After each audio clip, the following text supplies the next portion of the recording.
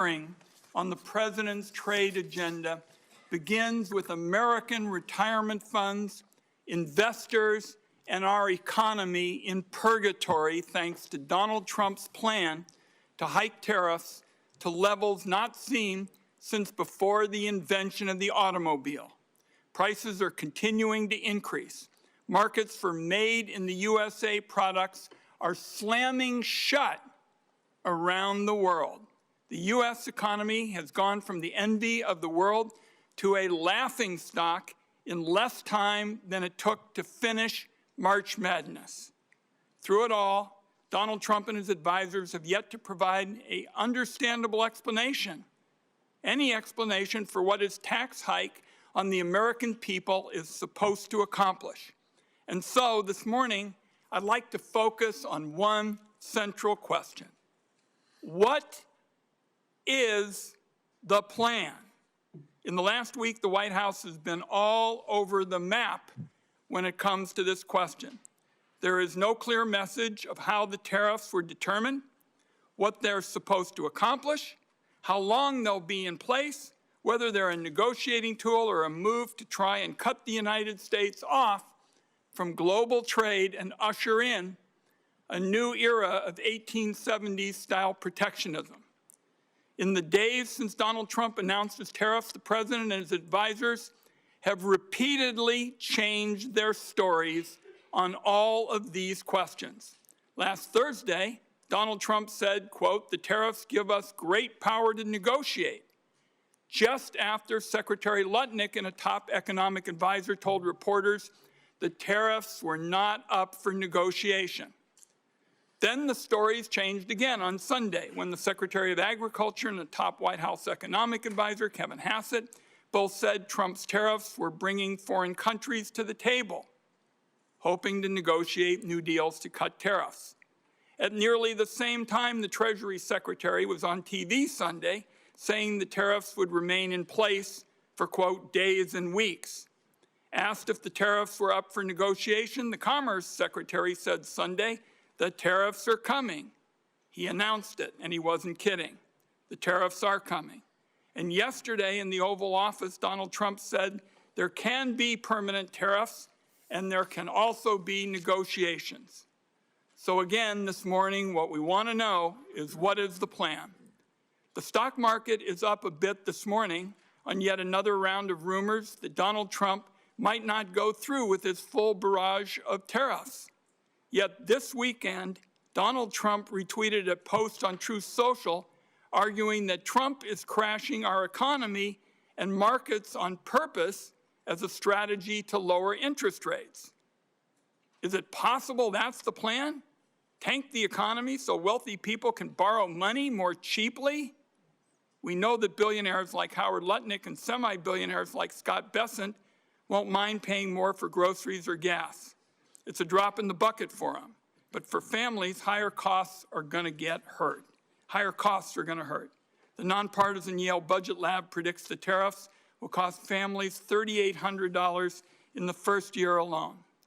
In Mr. Greer's confirmation hearing, he argued that economic security leads to strong national security. Our country is getting the opposite with these pointless tariffs. Destroying the foundations of our economy is not only disastrous for workers and families, it makes our people less safe. So you look at Stellantis, the auto company, laying off 900 workers in response to the tariffs. I talked to Pacific Northwest fruit growers who are being told no more American exports, and I hear from small businesses in Oregon that they'll have to pay more for the materials they use to make their products.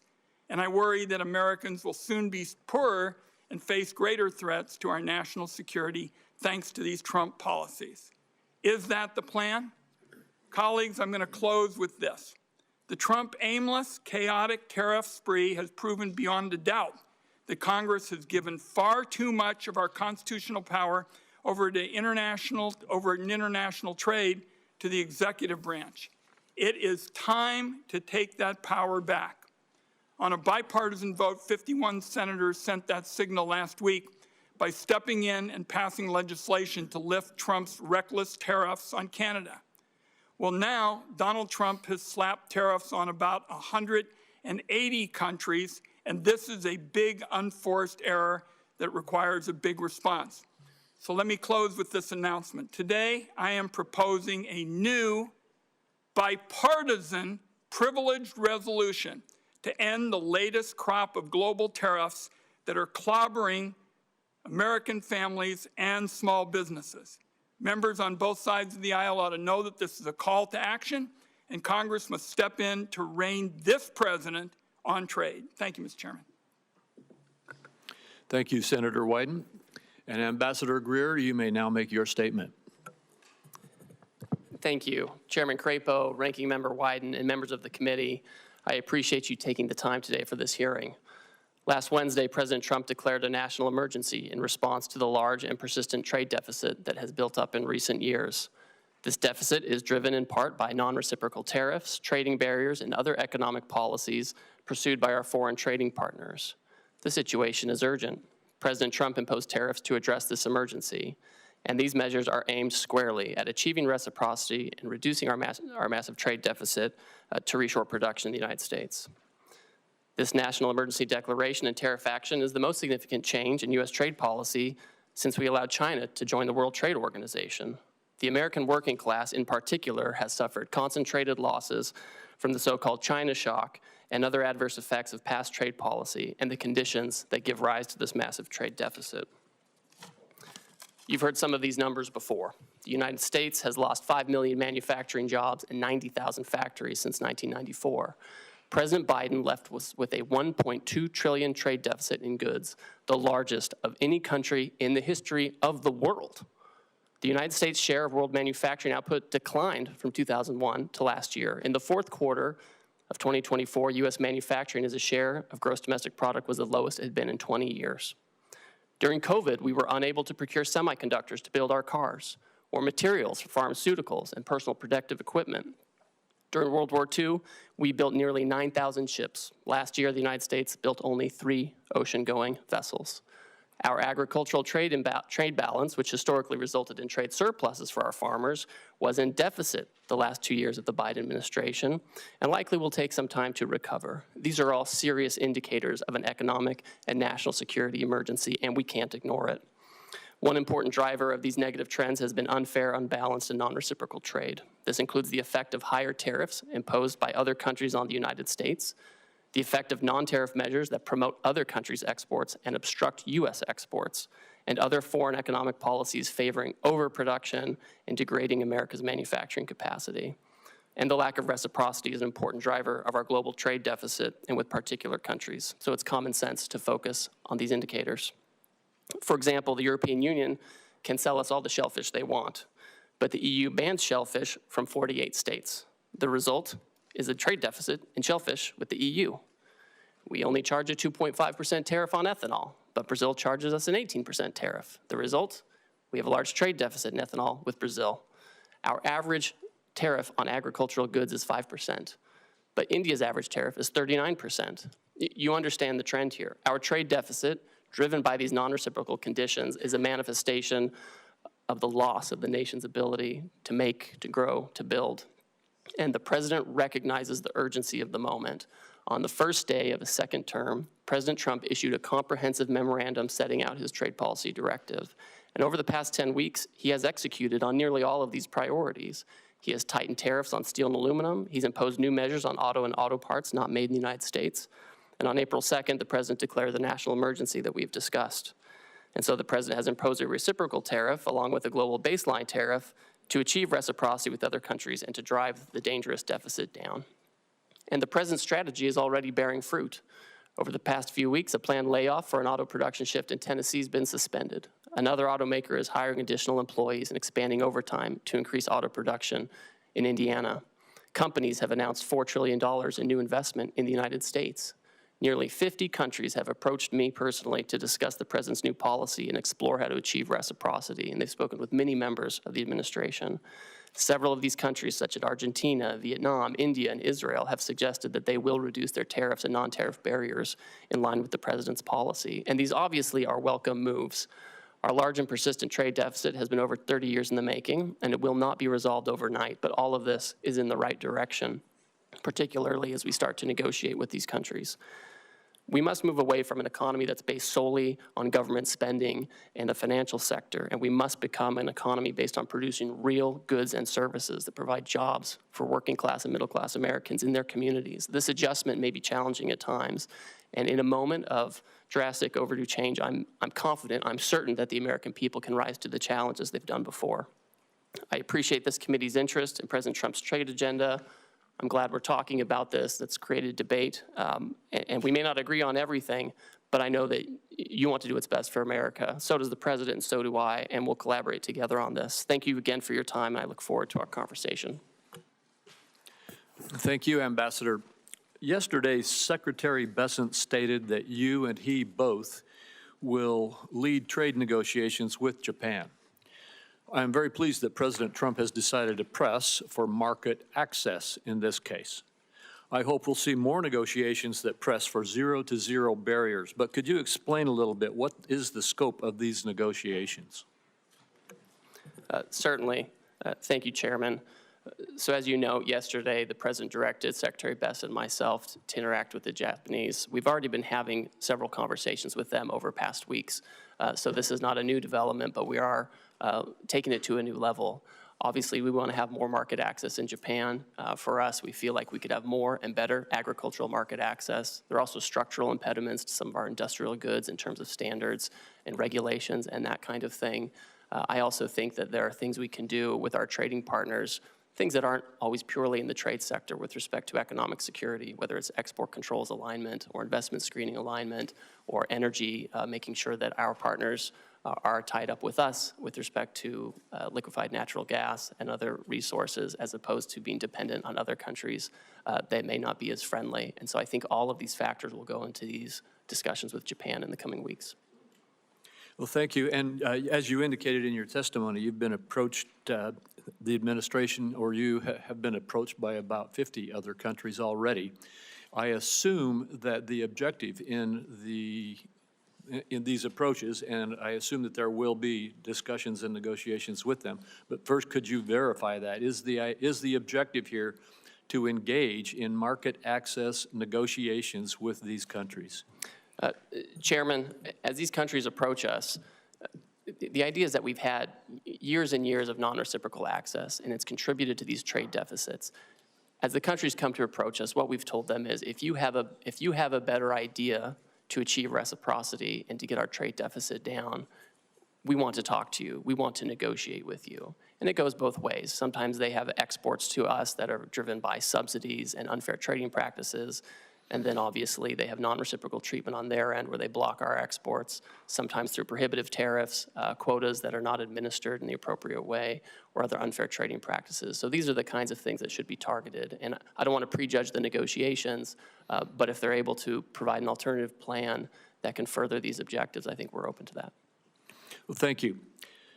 The America First Trade Policy Memorandum rightly tasked the USTR to review China's compliance with the Phase 1 agreement. Under the agreement, China is obligated to purchase more U.S. goods and change basic practices and laws, the so-called structural commitments. The prior administration refused to discuss whether China complied with its structural commitments. And by the way, these were commitments made in response to tariffs in President Trump's first presidency, correct? That's right. What is your analysis of China's compliance with the structural commitments that it made in Phase 1 so far? Our assessment, Chairman, is that in the initial stages of implementing the agreement, China made significant movement to make these structural changes, whether it was with respect to agricultural rules, financial services, or IP. We found during the Biden administration there was little enforcement and little communication, and that the Chinese did not comply with this agreement in large part. I've had a call with my counterpart. I've communicated to him our feeling on this, that they have not complied with the agreement. And I think we're disappointed by this.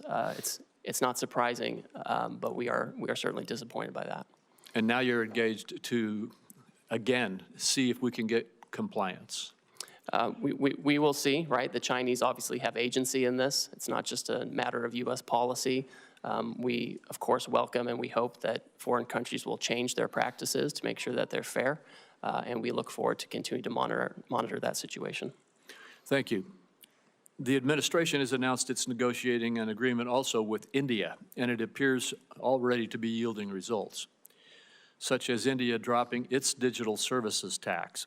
Although India has high tariffs, its non-tariff barriers are just as significant, if not more so. Will you try to include commitments on matters such as intellectual property, technical barriers to trade, and science-based agricultural rules to take on those barriers? Yes, and I have a standing call with my Indian counterpart to address these very issues. All right, thank you. Senator Wyden. Thank you. Thank you very much, Mr. Chairman. I saw at page 4 of your testimony, Mr. Greer, you said the president's strategy is already bearing fruit. Well, I can tell you for a lot of Oregonians who have 401ks that are being drained out, that's pretty rotten stuff. And you ought to realize how serious this is for the country. Now, everybody in the administration practically has a different story about the Trump tax hike. So I'm interested in knowing what the story is today. Will higher tariffs go into effect tomorrow as announced? Senator, yes, they're scheduled to go into effect. We are having negotiations with all kinds of countries at this time. The president's fixed in his purpose. The nature of the emergency that I discussed earlier is not something we can wait on anymore. So we will have the president's plan go into effect, and we're coupling that with immediate negotiations with our partners as they seek to. So it's not a question of something being scheduled. You're committing this morning that they're going to go into effect. This is what the president has said, Senator. For how many yes. countries? I understand it's over 50. That are negotiating with Yeah. us. We have about 50 that have come to speak with us, and I'm constantly talking to my counterparts. I have staff right now at USTR meeting with others, and we will have the tariffs in place, and if the other countries can come to an agreement on reciprocal trade, then that's something that the president can consider. I don't want to prejudge the negotiations or the president's decision, but that's what we're doing. Now, you've said you've been negotiating deals. Foreign countries have already retaliated against our farmers and ranchers and small businesses. How can you commit that negotiations are not just going to stop bleeding, but are actually going to open up markets that the Trump tariffs have closed off? So, Senator, we've already had many countries, many of our markets, explain that they are not going to retaliate against the United States. And in fact, Vietnam, for example, they've lowered their tariffs already on cherries. They've lowered them on almonds and apples, things that I know are important to the Pacific Northwest. And this is exactly the right direction that we want to go in. I look forward to hearing from you what other kind of market access you want as we enter into these negotiations. What's the status of China? As you know, that's a big market for us in the Pacific Northwest. What's the status of discussions there? I don't see much progress. What I see is it looks like it's going to escalate and escalate some more and hurt our consumers and our small businesses in our part of the world. Well, Senator, unfortunately, China for many years seems to be choosing its own path on market access. Again, they have agency in this. They elected to announce retaliation. Other countries did not. Other countries signaled that they'd like to find a path forward on reciprocity. China has not said that, and we will see where that goes. I think we need to work with our closest friends to make sure that we have trading arrangements that work, and if the Chinese are open, we'll see what. But they haven't signaled that at all, so I don't think that's in the very near term with China. I just am concerned that there's no strategy at all. I'm committed. We understand in the Pacific Northwest what the stakes are. To have a smart, tough strategy. I don't see any strategy at all, and you really haven't said much about what the strategy is this morning. Senator, I appreciate your concern. I want to keep having a conversation with you about this, but I see a distinct difference between those countries who have come to us and they said, we understand your issues, we understand the deficit, we understand your desire for reciprocity, and we want to work with you on this. And the Chinese approach, which has been, we're going to retaliate. We're trying to remedy a situation. We're trying to remedy a situation that's persisted for many years. And it would be wonderful if the Chinese agreed with that and wanted to persist in, work with us on that. But that's not where they are. And the president has recognized this, and he wants to focus on other partners. Let's talk before my time is up about services. The United States is a services powerhouse, from travel and technology to finance and media. Our services industry account for nearly 80% of the U.S. GDP and 8 out of 10 American jobs. Other countries are responding to Trump's global tariffs by retaliating against American services. Can you explain how your tariff actions aren't putting our services exports at risk like so much of your trade policy? Senator and Chairman Crapo mentioned this. We had India already pull down a digital advertising tax that affected some of our most competitive tech companies. We're already in conversations with other countries that if they want to have reciprocal trade with us, that's something that we need to consider as well, and we expect them not to discriminate against our services companies. We have some of the most competitive in the world, I agree with you, and to me that's part of this calculation. I wrapped up with the services question because it seems to me it's classic Donald Trump. Really good at talking about problems, even saying that there is some reason to go forward, identifying a problem, but pretty damn bad at fixing them. And there's going to be a whole lot of collateral damage in the process if you all continue with these trade policies in services and in other areas. Thank you, Mr. Chairman. Thank you, Senator Cornyn. Ambassador Greer, well, thank you for being here today.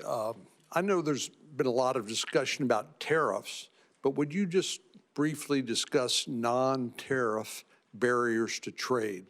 In other words, the barriers that countries put up to deny market access from U.S. exports into those countries that aren't tariffs per se. Yes, thank you, Senator. I have here in my hand a book that's become very popular in recent days. This is the National Trade Estimate on Foreign Trade Barriers, and the Office of the United States Trade Representative puts this together with input from civil society, unions, industry, business, small business, and this is 400 pages of all the non-tariff barriers that you're talking about. Just a few examples. India, huge trading partner, they restrict imports of ethanol for fuel use by using restrictive import licenses. These are the types of border measures that don't sound very sexy to talk about, and they don't make for a great soundbite, but these are the things that actually block our exports, where they have licensing regimes or they have fake science that they use to block our imports. Well, and just one example that seems to me to make the point is that our friends in Australia basically have put up barriers to the export of beef from the United States. My state, Texas, happens to produce a lot of beef cattle, and Australia basically denies access to its huge market, but not as a result of tariffs so much as non-tariff barriers to trade. Could you speak to that? Yes, Senator, and it's always surprising because we have a free trade agreement with Australia, and we would expect that we would have fair and reciprocal trade. Last year, I think we imported about $3 billion worth of Australian beef, and we exported $0 of American beef to Australia. And it's not just beef. Australia also blocks on specious, fake science grounds, the export of fresh and frozen U.S. pork. So it's incredible that they do this. We have zero exports of the fresh and frozen U.S. pork to Australia. I find it interesting that people express surprise at President Trump's policies when he's been talking about these policies for, best I can tell, for decades, and how unfair trading arrangements are between various countries. And indeed, some of these unfair trading practices have resulted in the deindustrialization of America. We've exported manufacturing to Asia, and particularly China and other countries, that now appear to be willing to hold us hostage to those supply chains. A few years ago, we passed the CHIPS and Science Act. We worked with Secretary Pompeo, Secretary Ross during President Trump's first administration, and later was signed by President Biden, but to bring advanced semiconductor manufacturing back on shore, because we recognized that the vulnerability that existed if there was another pandemic, there's a natural disaster, or heaven forbid, a military conflict break out in Asia, we wouldn't have access to these advanced semiconductors that run everything from your cell phone to the avionics on an F-35 Joint Strike Fighter. But China has basically held us hostage and continues to use some of these vulnerabilities to our detriment. For example, critical mineral processing. Would you speak to the vulnerability that exists as a result of China basically processing 90% of the critical minerals in the world that are essential for our daily lives? Yes, Senator, and that figure is always one that gives me great concern, the 90% of the processing. We do have critical minerals in the United States. We have lithium here. We have other critical minerals here. And a lot of it is that China has centralized the processing of minerals, right? We have in the Western Hemisphere, in Bolivia, in Chile, we have all kinds of critical minerals, and that's in our hemisphere. But they get sent to China, they're processed, then they come here, and then if China wants to exercise economic coercion or other practices, they do have a stranglehold on these kinds of things. That's a very dangerous situation to be in. I mean, this is part of the urgency of what we're talking about. And I think as the Trump administration certainly takes action on trade, but also takes action on the environmental side and permitting and regulation, that's an area where we can actually have more of that activity here in the United States, or we can work with our trading partners to try to incentivize production there as well. Thank you very much. Thank you. Senator Bennett. Thank you, Mr. Chairman. Ambassador, it's good to see you again.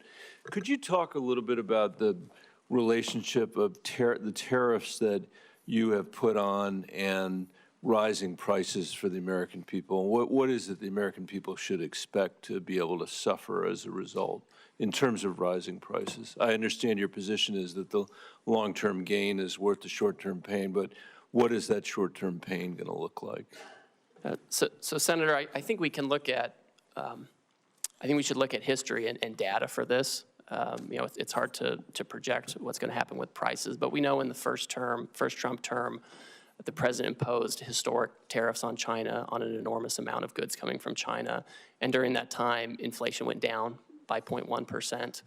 During the Biden administration, the historic inflation was not on imported goods or related to tariffs that President Biden put in place. It was related to, frankly, services, healthcare, education, et cetera. So I think there's not really a one-to-one on tariffs and price effects, and so many things go into price. I know you think I'm probably like dodging and weaving on this, but I'm looking at data, sir, Yeah, and the data shows it's not one-to-one. I know you're smart enough to know that the likelihood is that prices are going to go up for the American people as a result of the tariffs that you put in place. Do you disagree with that?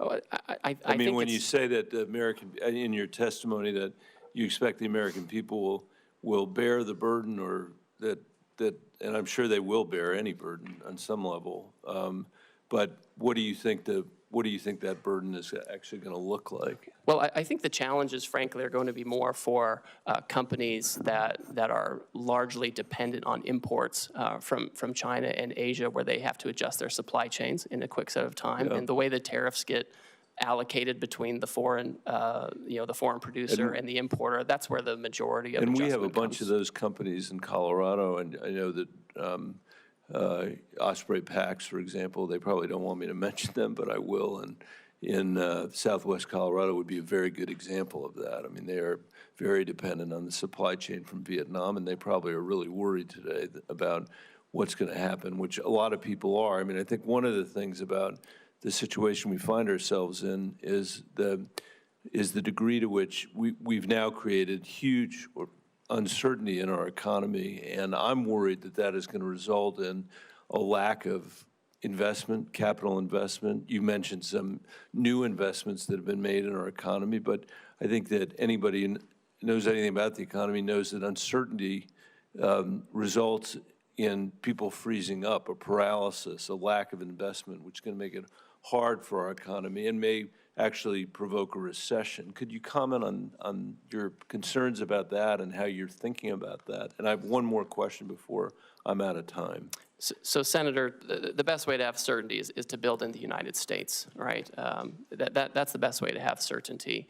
But that's going to take a long, long time. And what's going to happen in the meantime, do you think? So, Senator, we have, I would say, dilly-dallied for years on this issue. We've done these, broad studies, which are interesting and helpful that we saw come out of the Biden administration. Right. But we have to act.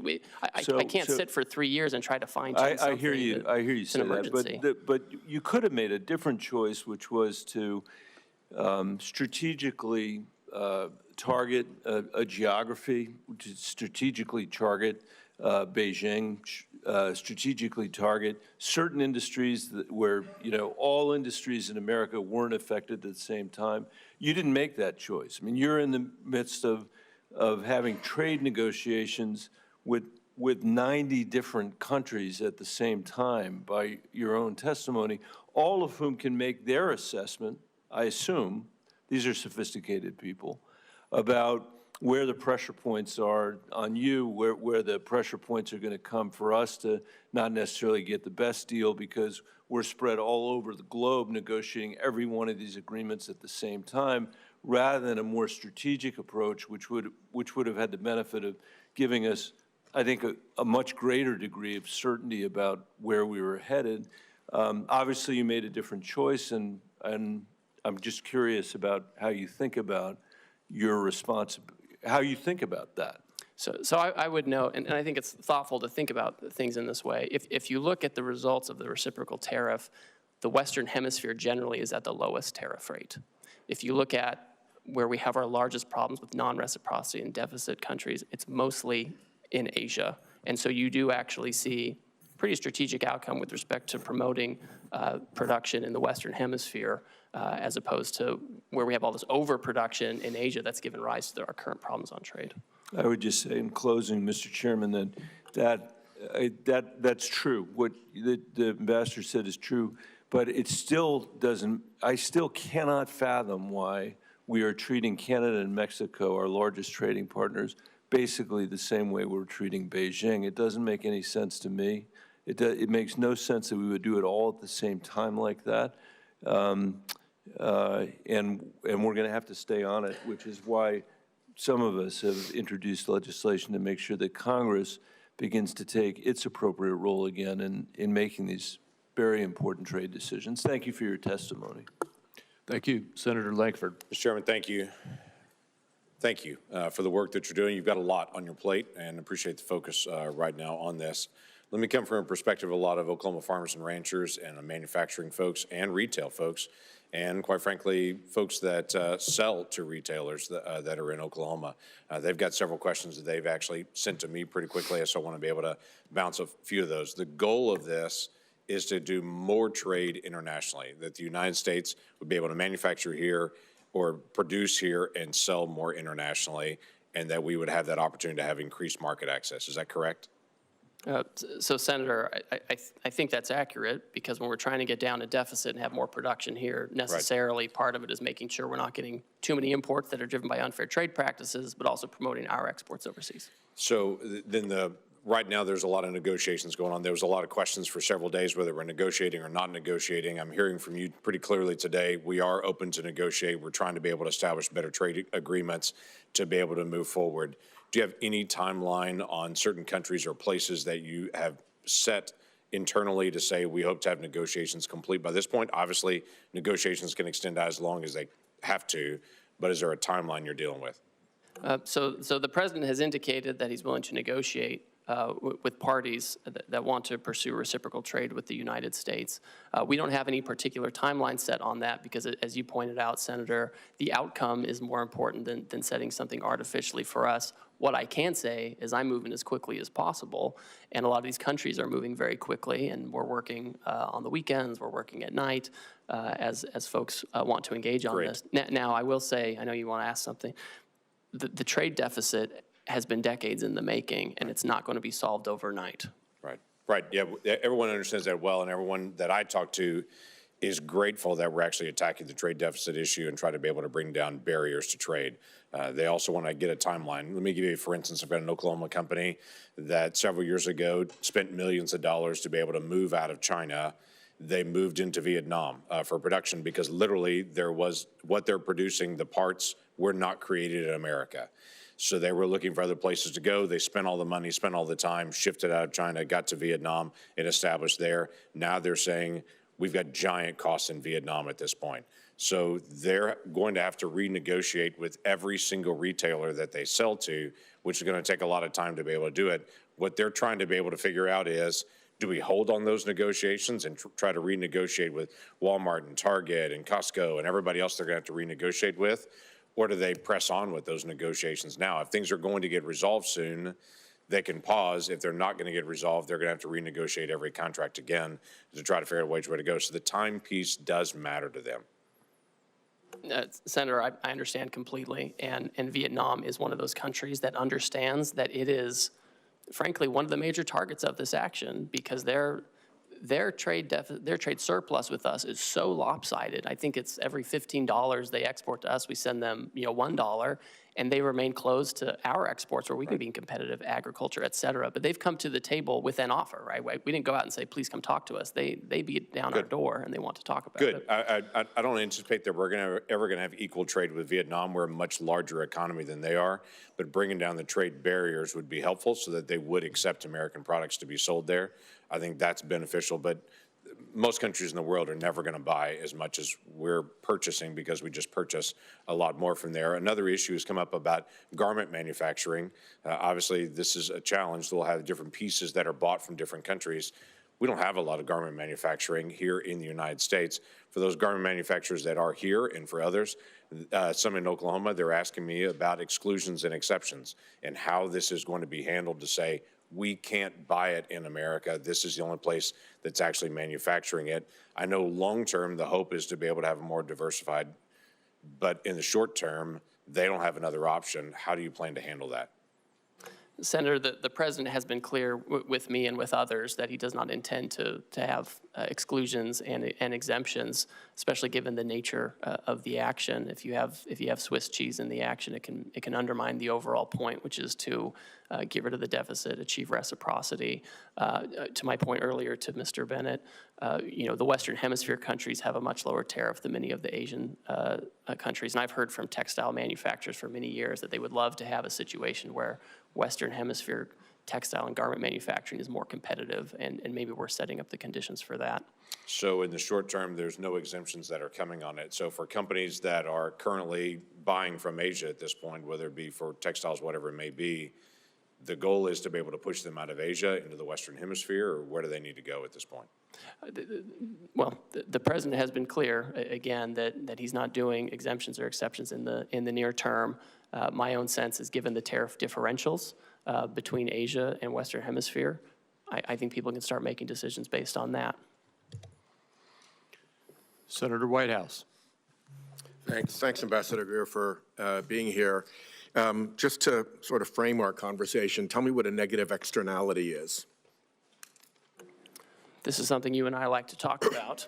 Yes, we do. This is a situation where you have a foreign country where perhaps they have actions such as poor environmental regimes or lax labor laws, and they don't bear the cost of that. Instead, they send their goods that are the product of these processes where they have lax regulatory regimes. They send it here, and we end up bearing this. They externalize these negative externalities to us, and we have to bear it, and our workers have to bear it, and we don't compete on a level playing field. So two things are wrong with this. One, the customary negative externality is pollution. And to the extent, for instance, on an issue I've done a lot of work on in bipartisan fashion, plastic in our oceans. Now it's in our drinking water, it's in breast milk. I mean, we've really gone down a very weird pathway with respect to plastics. If China, for instance, is responsible for dumping 60 or 70% of the plastics into the Pacific, then that's a harm to us, correct? Yes, I agree. Because it's a commons, the ocean, and we suffer from that. And then if the Chinese company is exporting their goods to the U.S., and that Chinese company has a lower cost for its product because it doesn't have proper pollution control with respect to plastic, and the U.S. company does, then that's an unfair trade imbalance, correct? Yes, I agree with that. So two things are wrong when we get into the situation of foreign countries allowing pollution that our companies pay to prevent. That's right. And that's an appropriate place for tariffs to be deployed to offset that trade imbalance and help protect the commons from this particular tragedy, correct? I think trade action can be appropriate, and when the president announced his reciprocal tariff regime last Wednesday, he specifically referred to pollution by other countries in his speech. You may not have listened to it, but you may want to go back and listen to that part, because that's very true, and I agree with you. Well, it might be the only place in which the administration shows the slightest interest in pollution, so good for that. The issue of plastics is, I think, a pretty significant one. Again, there's been a lot of bipartisan interest. I even went up to the Oval Office during Trump 1 to have one of my bills signed by the president, and he gave a very animated riff on Asian countries polluting our beautiful oceans and how it comes ashore very often in Alaska by the ton along their beaches. So I hope this is an area we can continue to work together. And in particular, I hope that you'll sit down with me and Senator Cassidy on legislation that we are working on. Will you give us that meeting? Senator, I'll take any meeting with you that you would like to talk about this issue. And Great. I'd like to Well, also let we'll you. sit down with Senator Cassidy's team and have a conversation there. The other thing I wanted to flag for you is that you pretty well successfully deflected all of Senator Bennett's questions about what the immediate impact looks like in the short-term pain for the long-term gain. I just want to flag for you one issue that is very important to me. Rhode Island is a small business state, right? We don't have a whole lot of big mega corporations there who can balance things and move things around. Canada is our largest trading partner. We have companies who fill an important niche in the global supply chain, and particularly in American companies' supply chains, because they get something from Canada, or let's say China, could be, but Canada's our major trading partner, and they process that thing, and then they put it into the supply chain for the larger corporate entities. That's their business. That's all they've got. So if we're not looking out for these small businesses that are actually going to have to lock their doors and close the shutters and fire their employees and go out of business, I think you've missed a huge hole in the problem that these tariffs have created. If all you're listening to is the big mega corporations who can move things around the world and have the resources to dodge these effects, you're not getting the straight story. I think in every one of our states, there are going to be small businesses that occupy a niche in which trade is an important factor and that are going to go bust because of these tariffs. And I urge you to look out for those businesses because I don't think they're getting their voices heard at all. So, Senator, I've talked to you about this. I've talked to Senator Hassan about this and others. One thing I asked my team to do last week was to convene a meeting of I have a trade advisory council for small business. I've asked them to convene that meeting. I've connected with the Small Business Administration. They have an international trade desk there. I've talked to I have an office that also deals with small business because I do want to hear it. I think it's important that we hear it because they don't have the same voices in Washington. I will say right now, Canada and Mexico, things coming from Canada and Mexico that comply with the United States-Mexico-Canada Agreement come in duty-free. They continue to do so if they follow the rules. If they don't follow the rules and are trying to put in Chinese stuff, that's going to be tariffed. But if they follow the rules, they're going to be getting the duty-free treatment they're due. Well, a small business that has gone broke is not very amenable to a meeting. They don't exist any longer. Senator Hassan. Thank you, Mr. Chair and Ranking Member. Good morning, Ambassador Greer. Thank you for being here.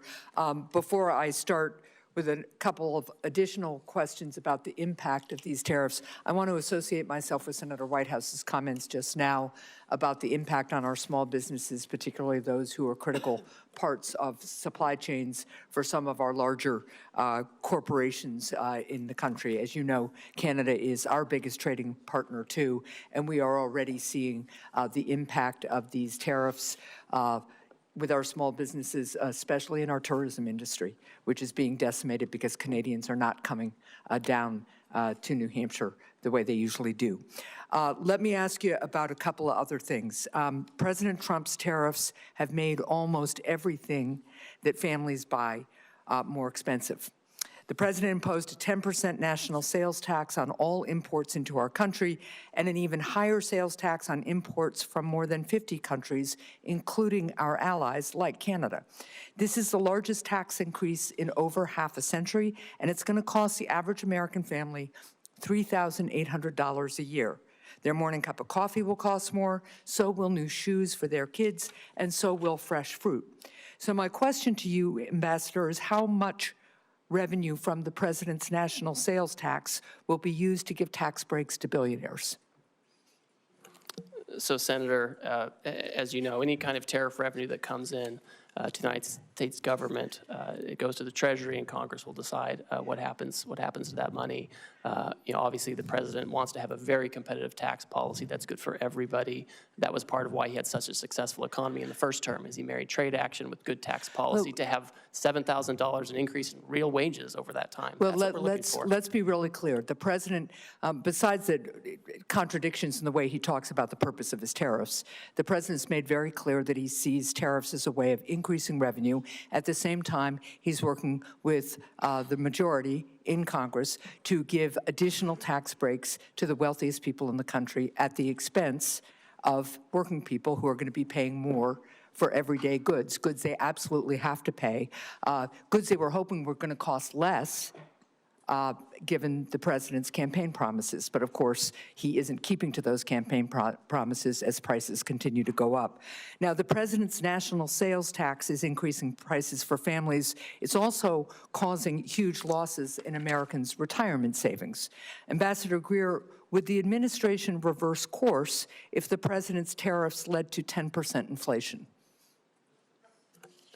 Senator, the president is fixed in his purpose. This trade deficit and the offshoring and loss of manufacturing jobs is something that's persisted for too long, and it's dangerous. I understand your justification for the policy, even though there are some very contradictory justifications coming out of the administration. But my question is, what's the inflation rate where you guys would reverse course? 10% inflation that I just asked you about, that is higher inflation than we saw at the peak of the COVID economic crisis. But you aren't going to say here today that you would reverse course even if you created inflation as high as we had at the peak of the COVID economic crisis. I think the most serious inflation we saw was during the Biden administration. When we did tariffs in the first term, inflation went down. I just don't, it's not going to be a one-to-one. Inflation about how much money you're putting into the supply. Well, it's not about let's just be tariffs on really products. clear that the Trump administration is here today to say that even if inflation hits Americans' pocketbooks at 10% because of these tariffs, then the Trump administration is still going to go charging ahead. So, Ambassador, would the administration reverse course if the president's tariffs caused a 50% stock market crash, which would hurt Americans' retirement savings even more than they've been hurt in the last 10 days or so? Senator, the fundamentals of the economy are so strong. We had 228,000 jobs last month. We have 9,000 additional manufacturing jobs from the month before. Your answer is even if the stock market crashes 50%, which is how much the stock market crashed in the Great Recession, you're not going to say here today that you would reverse course even if you crash the stock market and harm retirement savings as drastically as happened during the Great Recession in 2007. Senator, your hypotheticals are not consistent with the history we have seen with the use of tariffs. My hypotheticals are based on the fact that a lot of Americans are looking at their 401ks today and wondering how much of a lifestyle change they are going to have, or whether they're going to be able to retire when they plan to, because of the recklessness and haphazard nature of the Trump administration's imposition of tariffs. Nothing was thought out about this. This has been a haphazard, incompetent effort, and it's showing. Thank you, Mr. Chair. Thank you. Senator Cassidy. Hi, Mr. Greer. Thank you for being here. When I speak to my rice people and my shrimp people back home, they say that the tariff barriers and the subsidies by other countries for those products are so much that it is putting some of our shrimpers and some of our rice people either out of business or in incredible financial binds. And so the fact that the president is attempting to address these, as well as the non-tariff trade barriers, is incredibly important. Let me first say that. But I also hear from my producers that the mean tariff being selected to apply to a country may not account that for rice, for example, the tariff is much higher for that particular product, and that it is not adequate to address that which is taking place.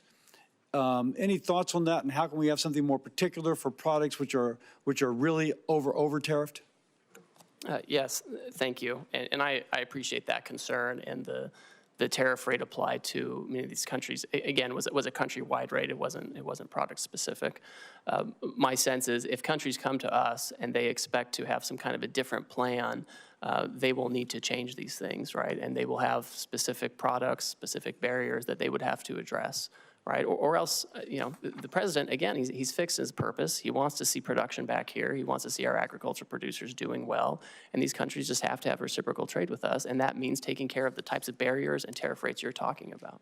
So it sounds like you, one of the things I think they want to know is that since shrimp might be a relatively small part of trades with some of these countries, that the interests of, for example, shrimp will not be sacrificed in part of a greater whole.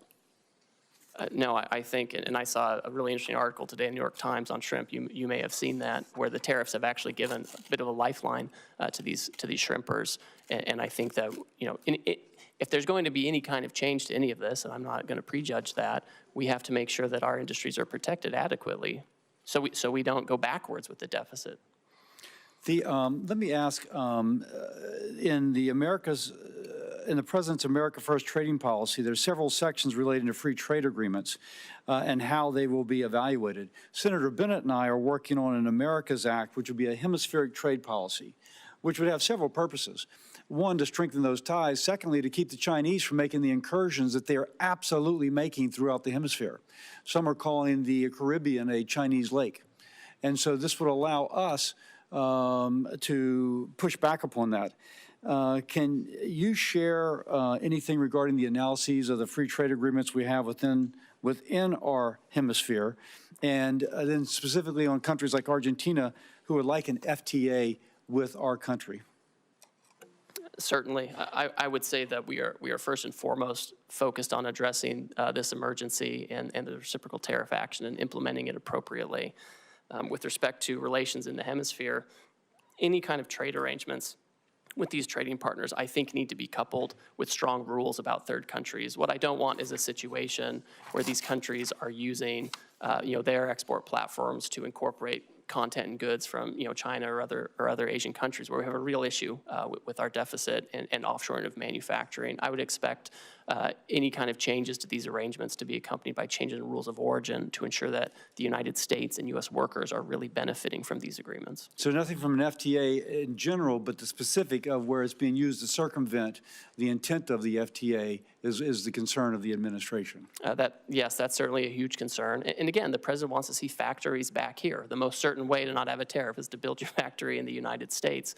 If people want to use other countries and insist on that, then we want to make sure that they're not using that to arbitrage for higher tariff jurisdictions to use them as an unfair export platform. Let me ask you this. Louisiana has some of the largest ports in the nation by tonnage. And all the commodities going from the Midwest flow through my state going out to the world. Earlier, USTR proposed imposing like $1 million for every vessel built in China. And I'm told that if the Koreans have a fleet of 50 and 5 of the ships are built in China, then the $1 million would apply to all 50, not just to the ships that are built in China. Now, that would clearly impact a ship coming to the United States to offload. If you will, impact my ports and the ability of our goods throughout the nation to move through the Mississippi. Is USTR going to hang by that or considering modifying that? Can you kind of give us any idea about that? So to address the lack of shipbuilding in the United States, USTR's proposed actions are just those. They're proposed actions. They're a series of potential remedies that could be used to incentivize shipbuilding in the U.S. They're not all going to be implemented. They're not all going to be stacked. We've asked for a lot of input, and we've had a hearing on that. We've collected comments. We've reviewed it. I've met personally with certain stakeholders during that time period, and I think the president will look very carefully to make sure that we have the right amount of time and the right incentives to create shipbuilding here without impacting our commodity exports. Okay, thank you. I yield. Senator Cortez Masto. Thank you, Mr. Chairman. Ambassador, as USTR's Chief of Staff in the first Trump administration, you oversaw the negotiation of the U.S.-Mexico-Canada agreement, the USMCA, and the renegotiation of the Korea-U.S. Free Trade Agreement, the KORUS. President Trump signed both of these agreements. He called the USMCA a colossal victory, and KORUS a historic milestone. And yet, with President Trump's new blanket tariffs, he is ripping up these agreements with our allies that we negotiated with. Why would any country want to do business with us, much less negotiate a trade deal, if we don't even honor our ongoing agreements? So, Senator, we are the consumer of last resort. These countries have to sell here. They have, many of them, especially in Asia, have built their entire economies around exporting to us. They're very dependent on it, and that's part of why we have this huge trade deficit. With USMCA, those parties continue to enjoy duty-free treatment for many of the products that continue to comply with the rules that were set out 5 years ago. There's a big concern, Senator, that we did not have adequate other protections to stop the flow, particularly of like autos into the United States. But there was a process for you to renegotiate that agreement this year. We talked about that in my office. Isn't that correct? That's correct. And it wasn't to do these blanket tariffs, correct? What we have to address is an emergency, Senator. That's true. And you should be honest. At least as you sit here, as you were in my office, be intellectually honest. Now, let me just ask this, because this is also true. And I so appreciate my Senator Langford asking this. Time matters. How long did it take to negotiate that agreement, the USMCA, that you were part of? We did it at breakneck speed. We did it in about 2 years. 2 years. And now you're telling us you have nearly 50 countries coming to you, approaching you to enter in a negotiation. And you think that you can do that overnight? India. Man, you're pretty superhuman here, if that's the case. So let's be realistic. That's all we're asking. Common sense and realism here, Ambassador, as you sit here before us. And let me talk about something else that is really important for my state, and I think this entire country, because this administration is forgetting that we have $1 billion economy when it comes to tourism into the United States. People know Las Vegas. My state is Nevada. We rely on tourism to our state, and now we're seeing an impact because of these tariffs, not just from Canada, but I am hearing from so many that are in the tourism and kind of leisure industry. We are seeing impacts because now this $1 billion industry of international tourism is having an impact on our economy. And this is a service industry. Let me just say this. I'm kind of offended by your testimony today that says we must accept self-inflicted economic pain, and I quote you by saying, to become an economy based on producing real goods and services. What does that mean? What does that mean to my service industry and every service industry across this country that relies on tourism and travel?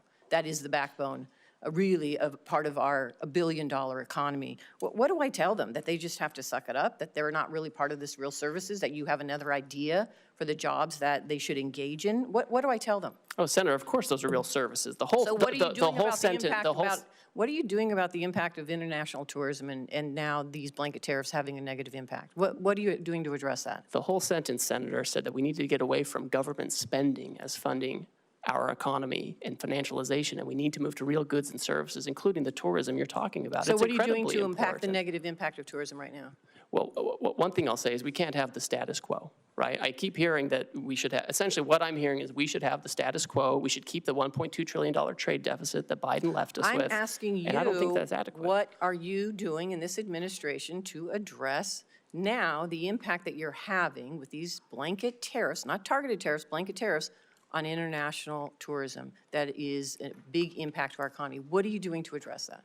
Well, Senator, as we're talking to all of these countries, we are talking about services. We are talking about making sure that, we can export services to other countries. A lot of those that we export are, we have Well, digital let me say I services, only have so all much kinds time, of and trade. apparently you're not. So here's what I would like, because you haven't thought about this, and the administration hasn't really thought about it, because I haven't heard anybody talking about tourism. So why don't you come talk to me in my office, and let's talk about and put a plan together, because these blanket tariffs are having an impact on tourism in my state and across the country. Senator, So I'm happy to instead come of talk just to you. defending it, why don't you just come sit down with some of us and try to address the concerns that we are seeing and feeling in our states that this administration has not taken into account? I'm happy to come speak with you. Thank you, Senator. Senator Grassley. Ambassador Greer, thank you for being here. I've made very clear throughout my public service that I'm a free and fair trader. The Constitution gives Congress the authority to regulate interstate and foreign commerce. I believe that Congress delegated too much authority to the President in Trade Expansion Acts of 1962 and Trade Act of 1974. That said, I support President Trump's agenda to lower tariffs and non-tariff barriers other countries impose on American goods. I support President Trump's agenda to get a better deal from China and other countries for our farmers and manufacturers. In fact, even back in 2003, I sent a letter to the Chinese Minister of Commerce at that time pointing out China's failure to live up to its WTO obligations. And then I went further in 2018 when I was on Senator Daines' Codell. I told top Chinese leaders I made a mistake supporting China in the WTO. That's why during the first Trump administration, I was supportive of President's agenda to get fair trade with China. At the time, I raised alarm bells when tariffs are used. We all know agriculture is usually the first place of retaliation. In response to Chinese retaliation to tariffs, the first Trump administration set up the Market Facilitation Program for farmers, which gave direct payments to farmers affected by the tariffs. This helped farmers weather the short-term impact of trade retaliation. But as you know, farmers still overwhelmingly want to get their money from the marketplace and not from a government check.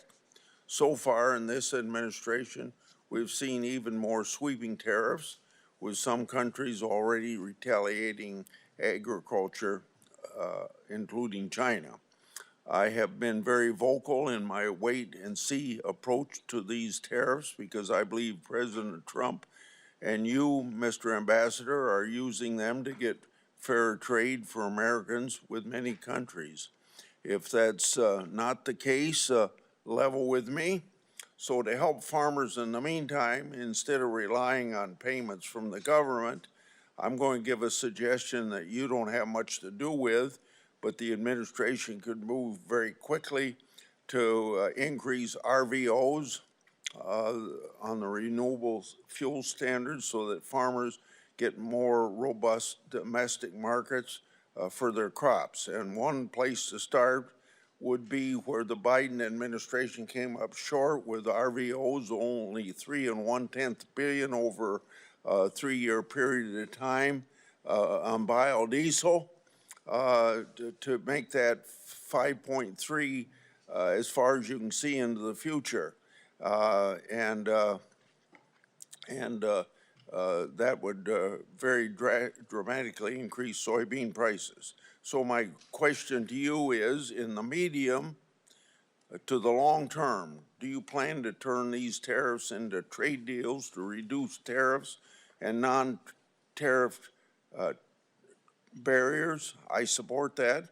On the other hand, if the purpose is to stall on negotiations in order to keep tariffs high for the sole purpose of feeding the U.S. Treasury, I oppose that. So is this administration for trade reciprocity or for Treasury replenishment? Senator, thank you, and thank you for your years of service on the trade space, and you're one of the deans in this area. It's important to understand the sense of the emergency that we're facing and urgency with the need to reshore and do manufacturing here. It's incredibly important to the president. Yesterday, he stated very clearly that he is happy to engage in negotiations immediately with countries that believe that they can help us reduce our deficit and get rid of the the non-tariff barriers and the tariffs that affect that. I think the answer, Senator, is it's going to be country by country. There are going to be some countries where they're not able to address their non-tariff barriers or their tariffs or the deficit fully, and there will be others who I think will be able to do that, and where the president will have the option of making a deal with them. So we're certainly seeking reciprocity. Now, if we have the tariff on a country, there's obviously going to be a revenue effect, but we need to reshore manufacturing, we need to get rid of our agricultural deficit, and we need to make sure that if countries are going to trade with us, it has to be on a reciprocal basis. Senator Cantwell. Thank you, Mr. Chairman. Ambassador Greer, good to see you. You and I have had many conversations about trade. I think my question this morning, though, starts with the consultation that Congress deserves on trade issues from the trade ambassador. And what did the Trump administration do to prepare us, to communicate with us, to tell us about findings as it relates to these emergency orders by the president? Thank you, Senator. As you know, I find consultation requirements very important, and not just as a requirement, just a matter of good practice. Our staff, the USTR staff, in the past 2 months that we've been in office, have had over 200 formal engagements with staff on the Hill, obviously here in the Senate, also in the House. The day of the reciprocal trade announcement, we had our staff also up here briefing your staff. And we also had the president issue very publicly his America First trade policy memorandum, which specifically said that he was going to look into the trade deficit and the possibilities of tariffs. So we've wreaked havoc on the economy by having one of the largest drops of the market. We have people's 401 in panic. We have retail organizations like the Retail Industry, National Retail Federation, American Apparel Industry, Outdoor Association, Consumer Technology, Computer Communications Industry, Main Street Alliance, Small Business Majority, all anxious, asking us to do something, and you're saying, well, some people passed some notes to staff. What the requirement is, and this is where I believe the president has misconstructed and actually exploited this authority, is not communicated to us, nor these interest groups that are now panicked over the effect of tariffs. So I would say that the skill set of a USTR office or even a Treasury Secretary could have opened these conversations with these countries without the tariffs and saved a lot of people a lot of pain and anguish.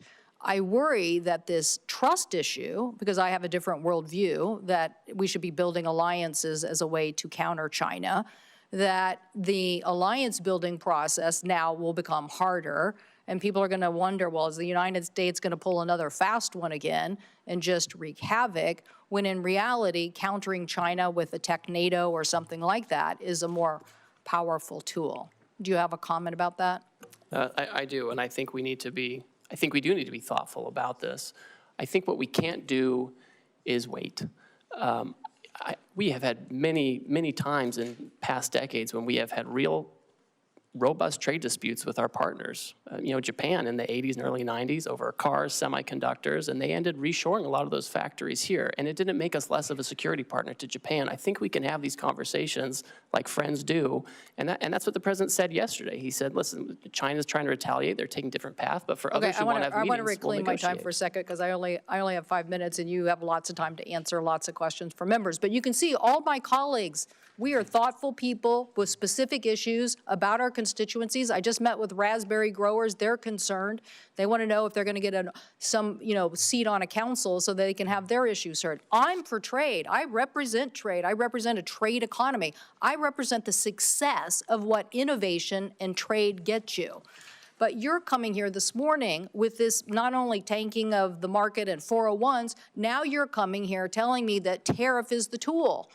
And I'm telling you innovation is the tool. You're telling us in your testimony you want a tariff on semiconductors.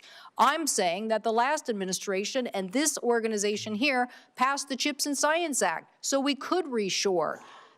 so we could reshore semiconductors here in the United States. So you're not going to win the innovation economy by tariffing semiconductors and reshoring that.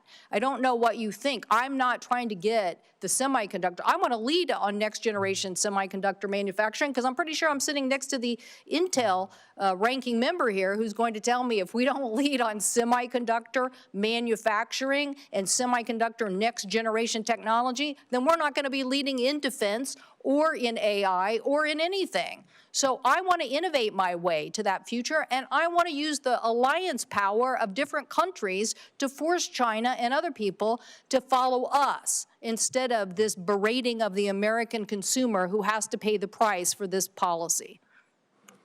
Senator, TSMC has announced a new announcement where they're going to have more investment here in the United States so they can make those things here and have that innovation. Thank you, the people who voted for the CHIPS and Science Act in the past administration. Thank you for that. We are going to lead on innovation despite this administration. Senator Warner.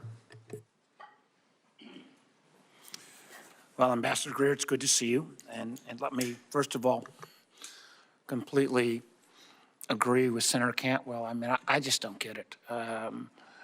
You know, the fact on semiconductors, while you gave a small exemption, you didn't exempt GPUs, you didn't exempt lithography equipment, you put a huge hit on Taiwan, where we need collaboration with the TSMC. I'm baffled. I mean, you're gonna hear from me what I'm sure you're hearing from most of us, incredulous about, I think, probably the worst economic policies that I've seen in my lifetime. You know, and the data reflects that.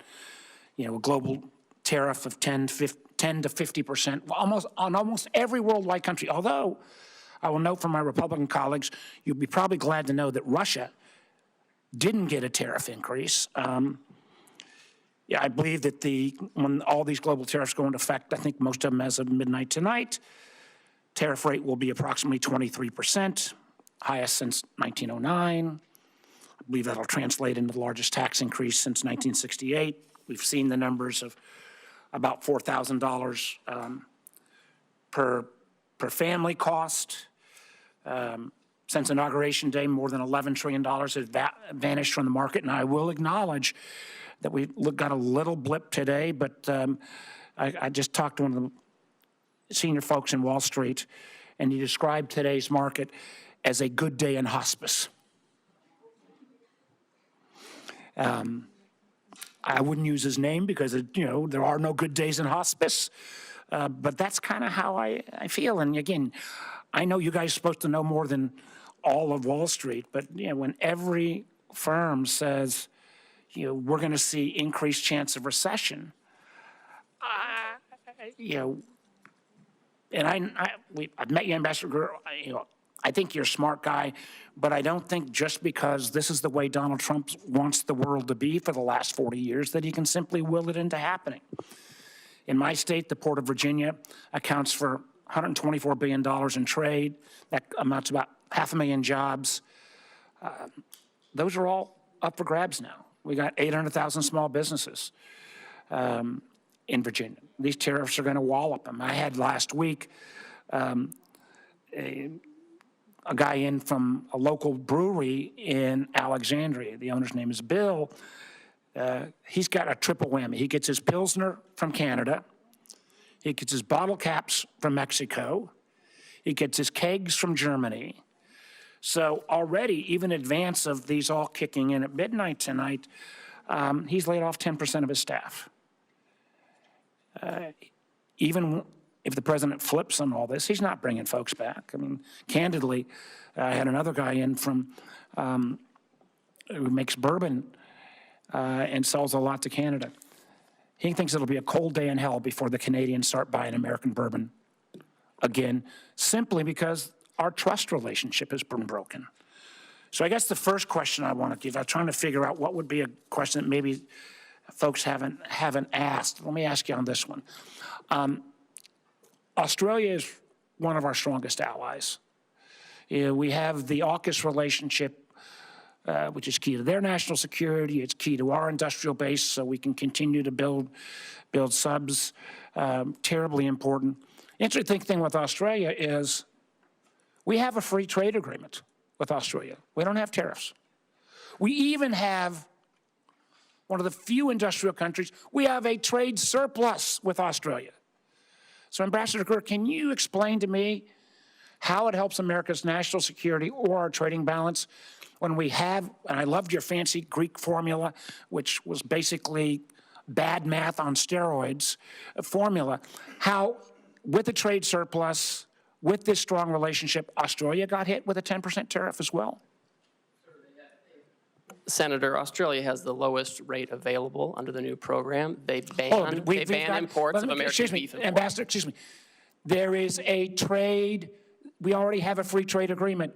We have a trade surplus. So getting the least bad, why did they get whacked in the first place?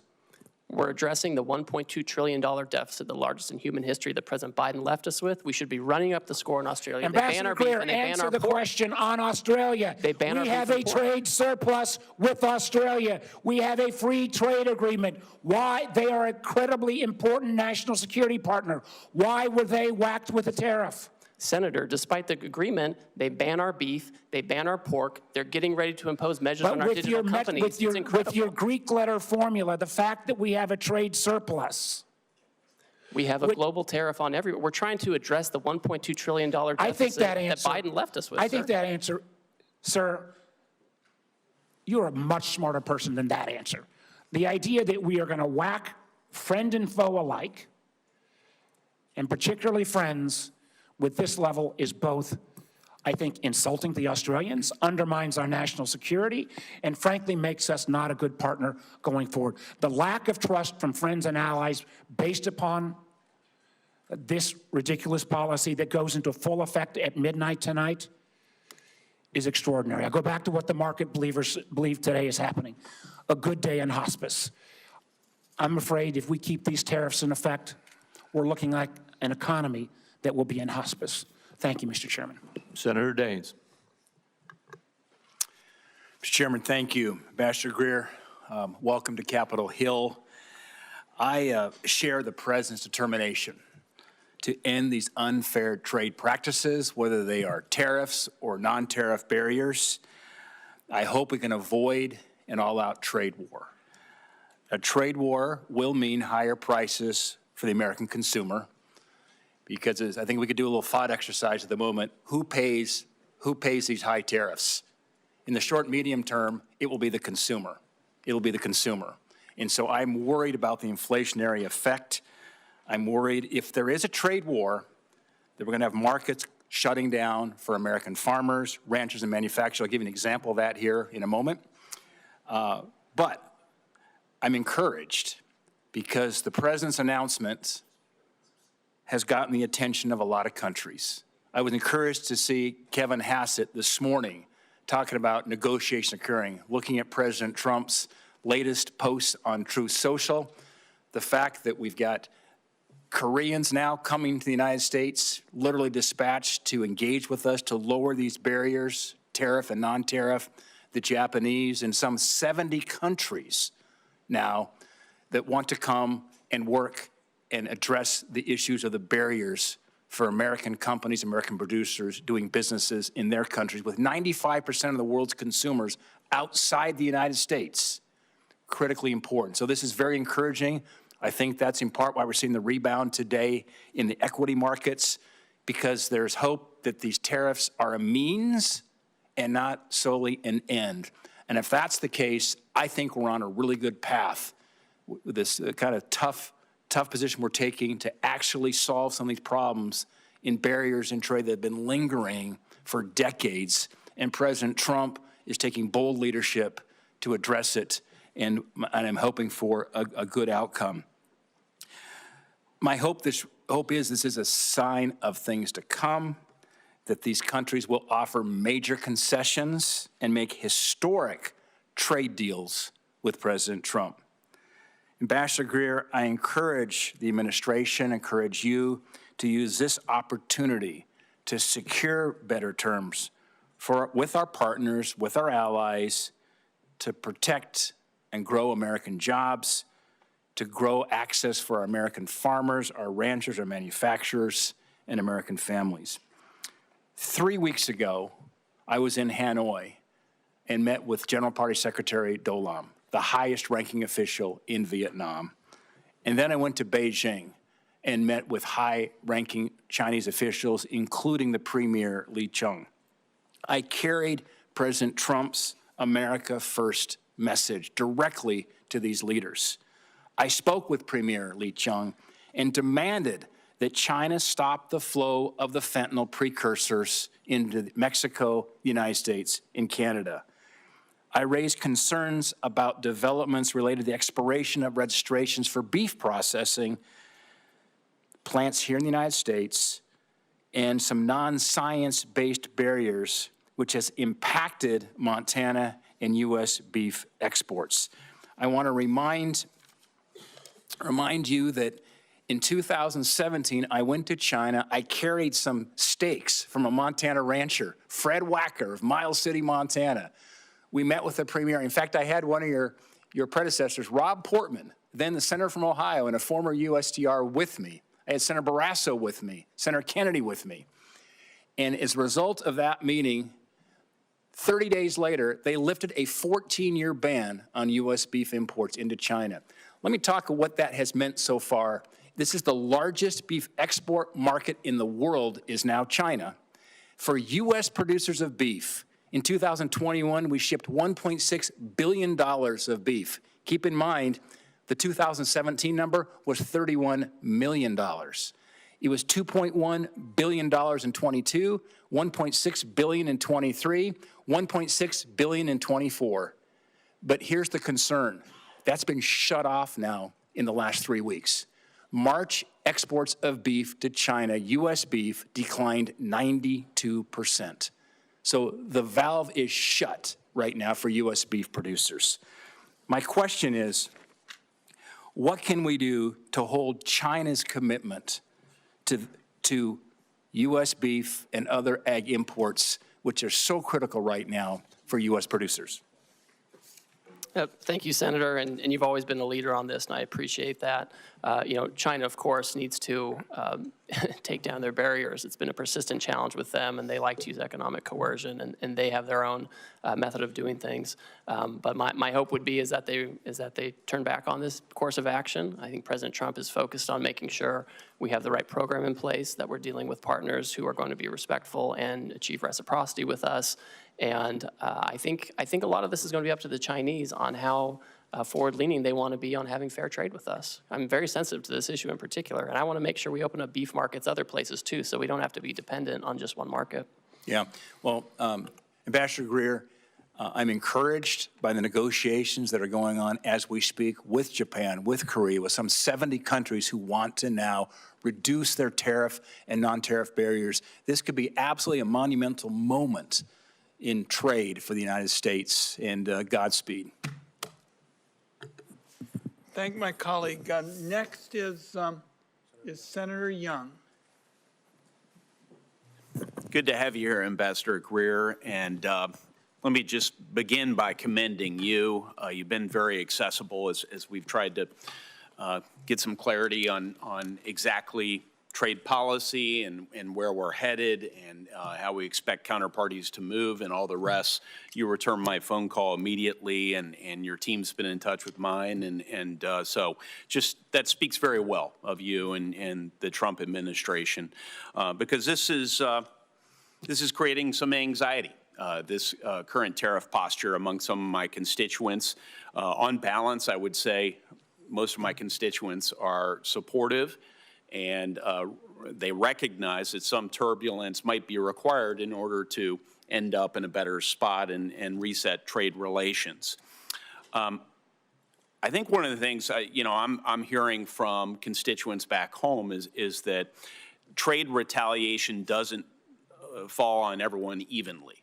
It has a different impact on a New York tech firm than it might have on a Hoosier soybean farmer, and I hope that's something that's being factored into your analysis as you think about how foreign countermeasures could impact the American economy generally, and then in terms of particular sectors and parts of the country. So unpacking those trade-offs for the American people, I think is going to be very important moving forward. In Indiana, rural communities and export-driven manufacturers oftentimes feel the consequences, and they feel the consequences first. So, Ambassador Greer, is USTR actively mapping out which sectors and regions are going to bear the brunt of certain retaliatory measures and thinking about contingency plans? So, Senator, thank you for your concern. And I know this is something that we all watch. I watch it very closely. The President watches it. Whenever there's any kind of announcement of proposed retaliation, we look at it very closely. We look at the tariff lines. We look at what might get hit. The good news so far is that most countries have said they're not going to retaliate on this and that they would like to seek to talk to us first, find out more about the program, what they can do to meet our goals, which, as you know, we're dealing with an emergency in terms of manufacturing and our trade deficit. And so that is what most countries have chosen to do. My sense is that if there are some countries that choose to retaliate regardless of our need to address this emergency, our hope and expectation is that countries will do what they've said, which is bring down their tariffs and non-tariff barriers to provide better markets and alternative locations. Well, as I communicate some of the impacts in my state to your office, and as I know you and your team review this, I hope you will you'll keep those considerations in mind as you develop your negotiating priorities. Yes, we certainly will, and look forward to continued collaboration with you. You know, in other areas of federal policy, we have clear metrics or criteria to measure success. We do it in social policy. We do it with respect to education policy, test scores. We do it in defense policy. We try and measure readiness and through various metrics. But in trade policy, especially tariffs, we seem to lack a clear set of metrics and a feedback loop. Does USTR have a formal process to evaluate whether these tariffs are actually achieving their goals, whether that's reshoring or market access or reciprocity, some metrics associated with that? I'll let you speak to that, sir. Senator, as we've stated, the underlying basis for this action is the national emergency arising from the trade deficit. President Biden left us with a historically high $1.2 trillion trade deficit, which we understand and know to be driven, at least in large part, by non-reciprocity. And so when we're looking at whether that emergency is abating or being affected, is we're looking at outcomes. Certainly, if other countries are bringing down their tariffs and their non-tariff barriers, that's a good indicator. That's the right direction. We also want to make sure that the trade deficit is going in the right direction. And that means two things. It means we have better access and we can export more to these other markets, but it also means that they're not using us as a dumping ground for their overproduction or their subsidized products. And so it goes both ways. And so it's a country-by-country analysis. We're looking at it case by case. They come in and talk to us on a country-specific basis where we can articulate to them what their trade barriers are, right? I've got this big book with all the trade barriers, what their non-reciprocal tariff rates are, and what we expect in terms of fair trade. Well, thank you. I'm already over time. It's amazing how quickly we go through this, which is why I really appreciate that direct line to you and your team. I should also mention that we heard from Secretary Bessent to discuss tariffs the other day as well. We'll be in touch. We want to work with you on critical minerals policy, on digital trade policy, and many other areas that I know are your priorities as well, and President Trump's priorities. And thank you for your ongoing efforts to bring more clarity to the markets and to our businesses and farmers so that we know exactly what lies ahead. Thank you. Senator Johnson. Thank you, Mr. Ranking Member. Mr. Ambassador, welcome. So you're hearing a fair amount of agreement from the Finance Committee here. First of all, I think there's agreement that we recognize that America's been very generous in opening up our markets. Our trading partners have taken advantage of us. We don't have fair trade. But I think you're also hearing that our constituents rely on trade. And they're going to be harmed by it. So I handed you 10 case studies, and by the way, for the 10 that were willing to go public, probably got another 50 that were concerned if they went public that they may not get the exclusions. Now, I'm somewhat disappointed to hear that exclusions of some of these things are being ruled out at this point in time. They're very specific situations that I think you ought to consider exclusions for, because I don't often agree with the members on the other side of the aisle, but in many cases here today, particularly when they're expressing concern about small businesses in their states, I'm hoping you're very, and I hope you and the president are very sensitive about companies potentially going bankrupt by these actions. Again, we want fair trade, but I hope you recognize, tariffs are double-edged sword. I would argue a somewhat blunt instrument. A question I have for you, there's no doubt that we have offshored some very crucial products, pharmaceuticals, high-end semiconductors, rare earth minerals. Do you have a list of what those products are that we must, in some way, shape, or form, reshore?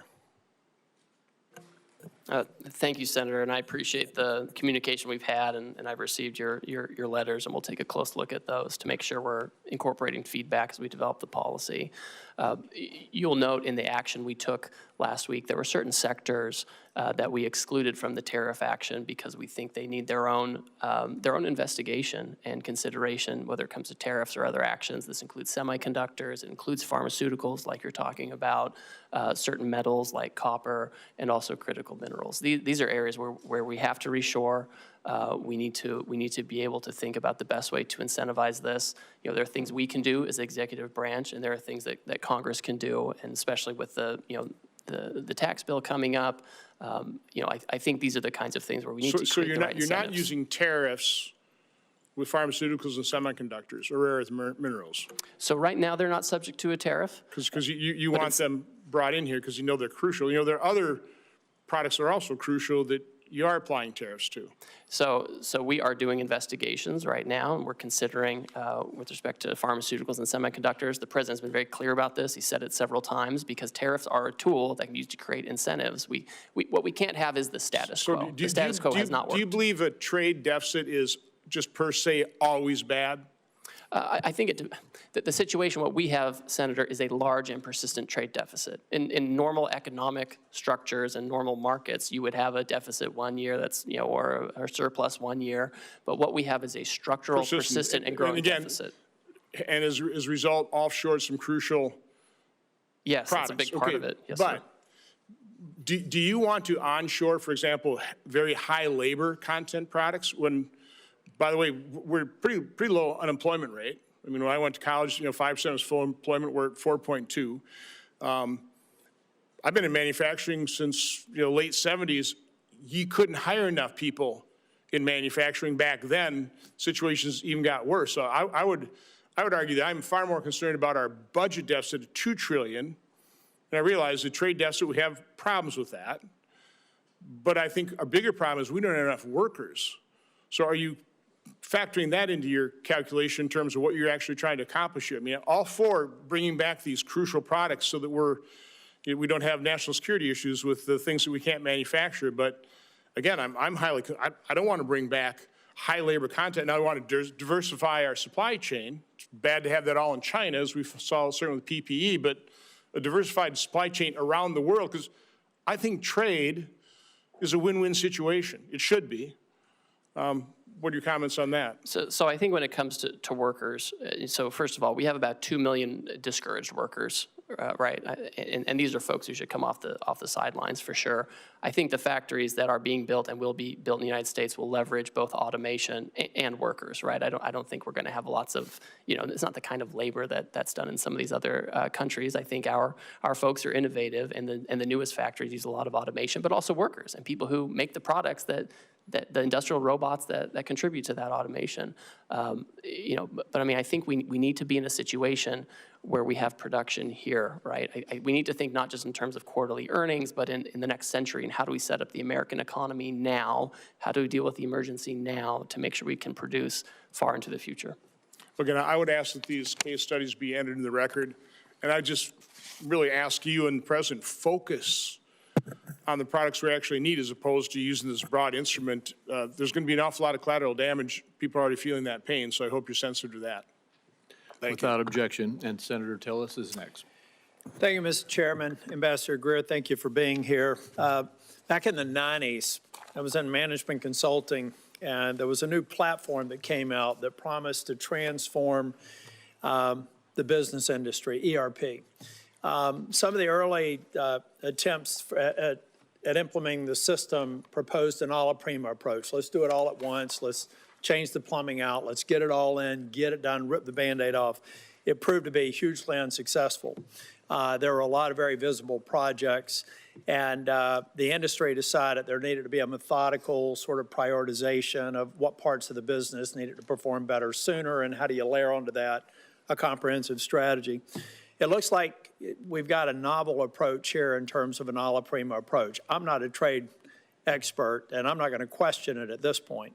I do have a question about, at the end of the day, the other thing in management consulting we like to focus on is this concept of one throat to choke.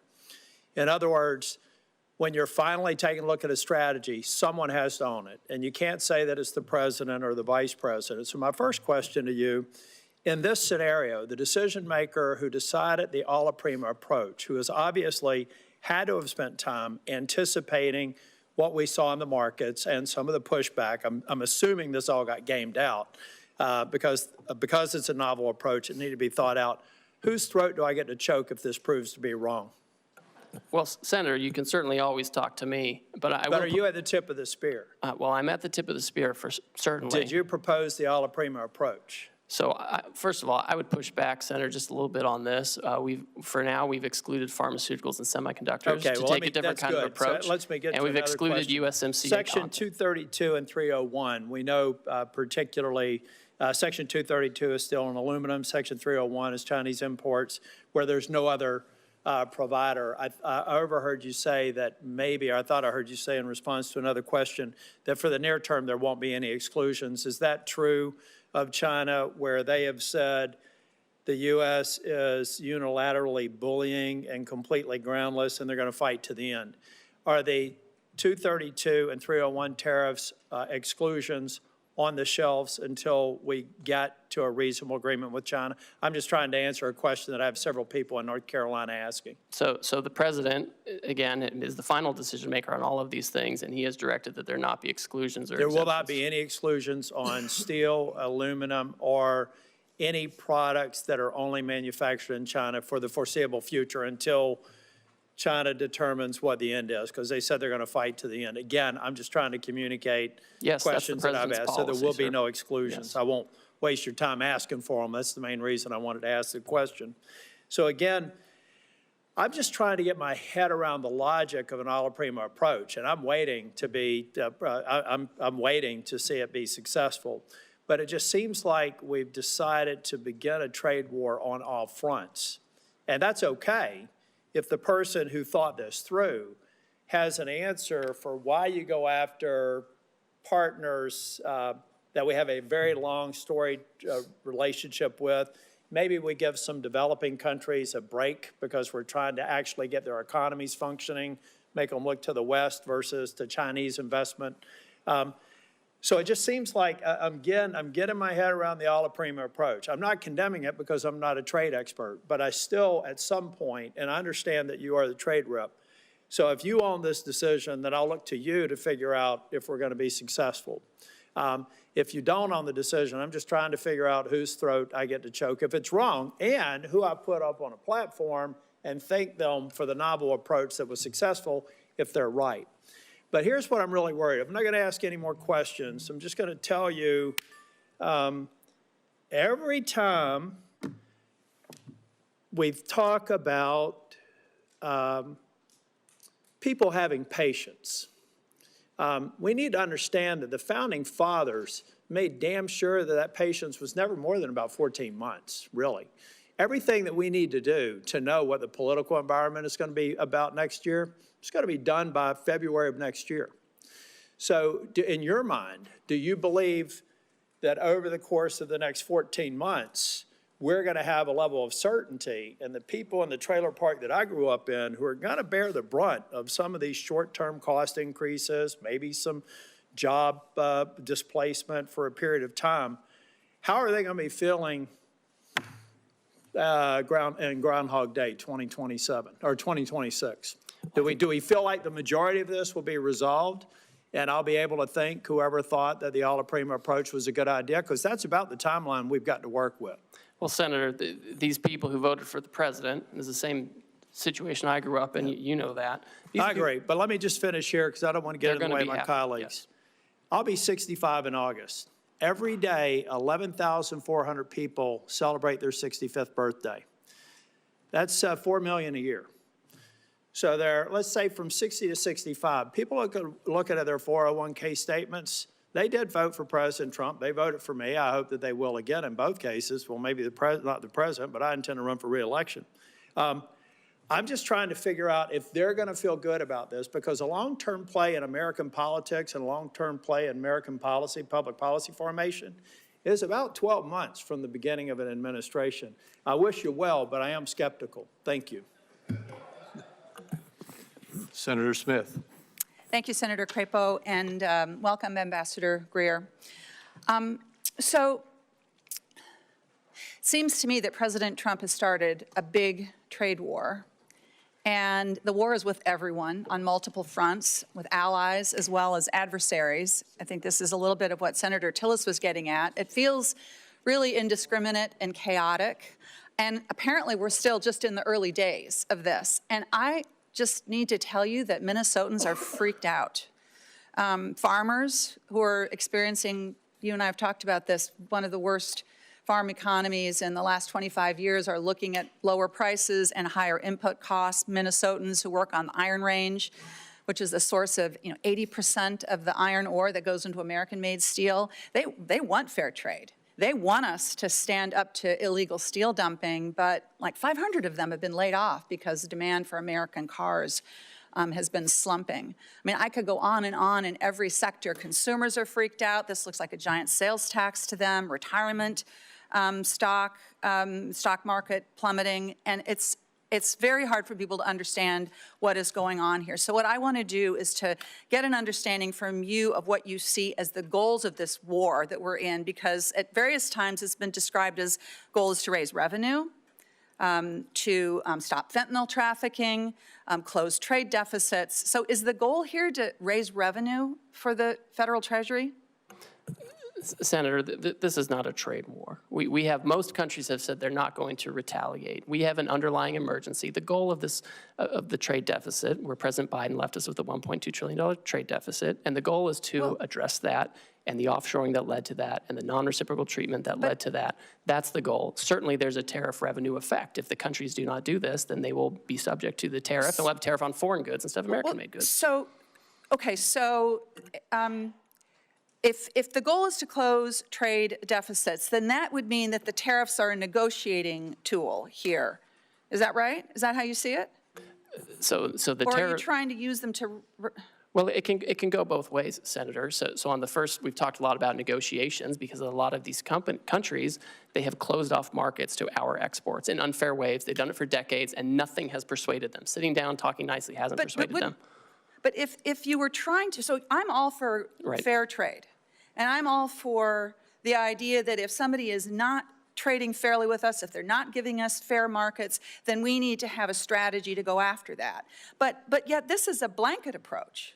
It's an across-the-board approach, which is going to contribute to raising costs, and that's why it just feels, I think, so chaotic to people. Well, the trade deficit is a global issue. So you can't if you're trying to get the trade deficit, you can't just pick one or two countries and say, we're going to do this and become Swiss cheese. Like that. That would not be coherent. What's coherent has a global approach to what's a global issue, to take these countries, country by country, figure out how we can address our trade deficit with them and address trade market barriers with them. And that's the right approach, and that's what's happening. That's what the president's directed. But I mean, as Senator Warner was pointing out, we have I guess it's a floor, you could call it, a 10% tariff, even with countries where we have a trade surplus. And by the way, this formula that the administration used to assign this so-called reciprocal tariff seemed It just seems so arbitrary. I mean, where did that formula come from? It's straightforward and it's common sense. It came from White House economists, and they proposed that looking at a country's trade deficit is a good approximation of the net effect of the unfairness of the higher tariff rates, the higher trade barriers, the unfair trade practices, the dumping, the subsidies, all of that. And that's how you can capture that. Well, so would you adapt that as, because it's based on 1 year, and of course, you know, I mean, trade surpluses, deficits can vary quite a bit from year to year. Would your plan be to change it if you get new yearly data? Or, and then that would suggest, I guess, that the tariffs would be in place for a long time. Well, we need to assess. Again, I think it becomes country by country. We have the baseline 10% to make sure there's no arbitraging of different jurisdictions. And I mean, all these countries that are subject to the highest rates, most of them have already come to talk to us about how to get it down. I mean, we have to take this step by step. We have to take it country by country to address these issues. The status quo just won't work anymore, and we can't do it piecemeal. I'm not arguing for the status quo, Ambassador. I'm not arguing for the status quo, but I am questioning the rationality of this policy that is doing, it's so chaotic, and it seems so arbitrary. And again, it seems so internally inconsistent because, for example, if your goal is to onshore manufacturing, something that I think many of us on this side of the dais believe strongly that we need to be making things in this country again, but then that would suggest that these tariffs need to be in place for a very long time because what capital wants is consistency and stability and predictability. Yet at the same time, the administration seems to be arguing that we would be, waiving some of these tariffs if we could somehow magically negotiate, 50 new trade agreements with 50 different countries. I know my time is up here. I wanted to ask you a question about trade adjustment assistance, which I will follow up as a question for the record. But again, I think that my constituents are freaking out here, and I understand why. Thank you. Senator Lujan. Thank you, Mr. Chairman. Thanks for holding this hearing. Now, Mr. Greer, it's been less than a week since President Trump started this, what I'll describe as a reckless tariff war. It certainly feels that way. Families are seeing higher costs. Businesses across the country are hurting, and we've seen one of the worst drops in the stock market in over 35 years. Do you believe that there's currently higher costs a week after the president put these tariffs into place? Senator, we haven't yet seen how those costs are going to be allocated between the foreign producers and their importers here. We haven't seen the data on that yet. Do you believe businesses are hurting a week after President Trump put these tariffs into place? I've heard from a lot of businesses. Some of them are excited about the prospects. Some are concerned because they're import dependent instead of U.S. product dependent. So I know there are varying views on this. Let me ask this question, because this one's based completely on fact, on something I think you look at every day. You probably have some of these numbers in your phone that I'm guessing might be in your pocket. Have we seen one of the worst drops in the stock market in over 35 years? We've certainly seen volatility. Have we seen one of the worst drops in the stock market in over 35 years? I think, and Senator Warner talked about this. We'll move on. If you don't want Well, I know everyone's concerned about Wall Street, and I'm just concerned about Main Street and getting these jobs back, Okay, let's talk about Main Street, Mr. Greer. Last time you were here, I asked if President Trump's trade war would hurt New Mexico businesses and families. You dodged my question. You told me, quote, I can't guarantee economic outcomes. When I pressed you, you told me that you want me to, quote, you asked me to, quote, hear from me on what the impacts of these tariffs are. Well, Mr. Greer, I'm here to tell you today, New Mexicans are hurting. I understand why you would not guarantee that New Mexicans wouldn't be hurt, because you probably knew what I thought then that we now see today, that this is hurting people back home. Now, I want to ask you the same question again. Yes or no, will President Trump's tariffs harm New Mexican businesses and families? Senator, I just don't think they will. Right now, you have duty-free trade with Canada and Mexico, where they comply with the rules, where they have U.S., Mexican, and American content. I mean, this is designed, and I would hope that being a border state, this is something that you find valuable, and that's what we're trying to do. We're trying to incentivize production in the United States. We want North America to be competitive, and this is. We can't have the status quo. We have to have a situation where we have manufacturing here, where we have foreign market access for our producers, and we want New Mexico families and companies and communities to prosper. Mr. Greer, do you agree with President Trump that families are going to have to feel a little pain? I'm not going to speak for the president. I didn't ask for you to speak for him. I know none of you have the courage to stand up to him. What I'm asking you, Mr. Greer, is do you agree with what the president said about these tariffs in that people are going to have to feel a little pain? That's my question. If we have companies that feel pain because they're adjusting their supply chains, have more American product made by American workers, that's an adjustment we have to make to prepare for the future. We can't keep doing the same thing we always did. And if companies are having trouble adjusting their supply chains, which I'm very sensitive to, this is something that we have to deal with. We can't do nothing for 4 years like we saw under Biden, where there was just nothing going on trade. Let me ask the question a little differently. Yes or no? Do you agree with President Trump when he said families are going to have to feel a little pain? Of course, I agree with the president. Thank you very much. But I expect that the jobs we see for manufacturing is going to far outweigh short on time, sir. So look, economists are predicting that Trump's trade war is going to cost American families about $4,000 per year. I disagree with your assessment now and agreeing with Donald Trump that families should feel pain. When I asked you about the economic impact of families back home, you said, no, they're going to do great. Things are going to be wonderful. New Mexico should be appreciative of all these things. I guess pain is the kind of relief that you believe that families should be going through. I mean, it is what it is. As I've been saying to my colleagues here, I understand the outcome of this last election. Donald Trump is now the president of the United States. He won the election. My Republican colleagues in the Senate won the election. They control the votes in this chamber. They control the votes in the House. That's why we're seeing these budget resolutions. All I'm saying is own up to what you want to do. You want to do it. Just be honest with the American people about what's going on. I appreciate the time today, Mr. Chairman. I yield back. The same economists who are crying out now were the ones who said we were going to crash the economy, and Trump won.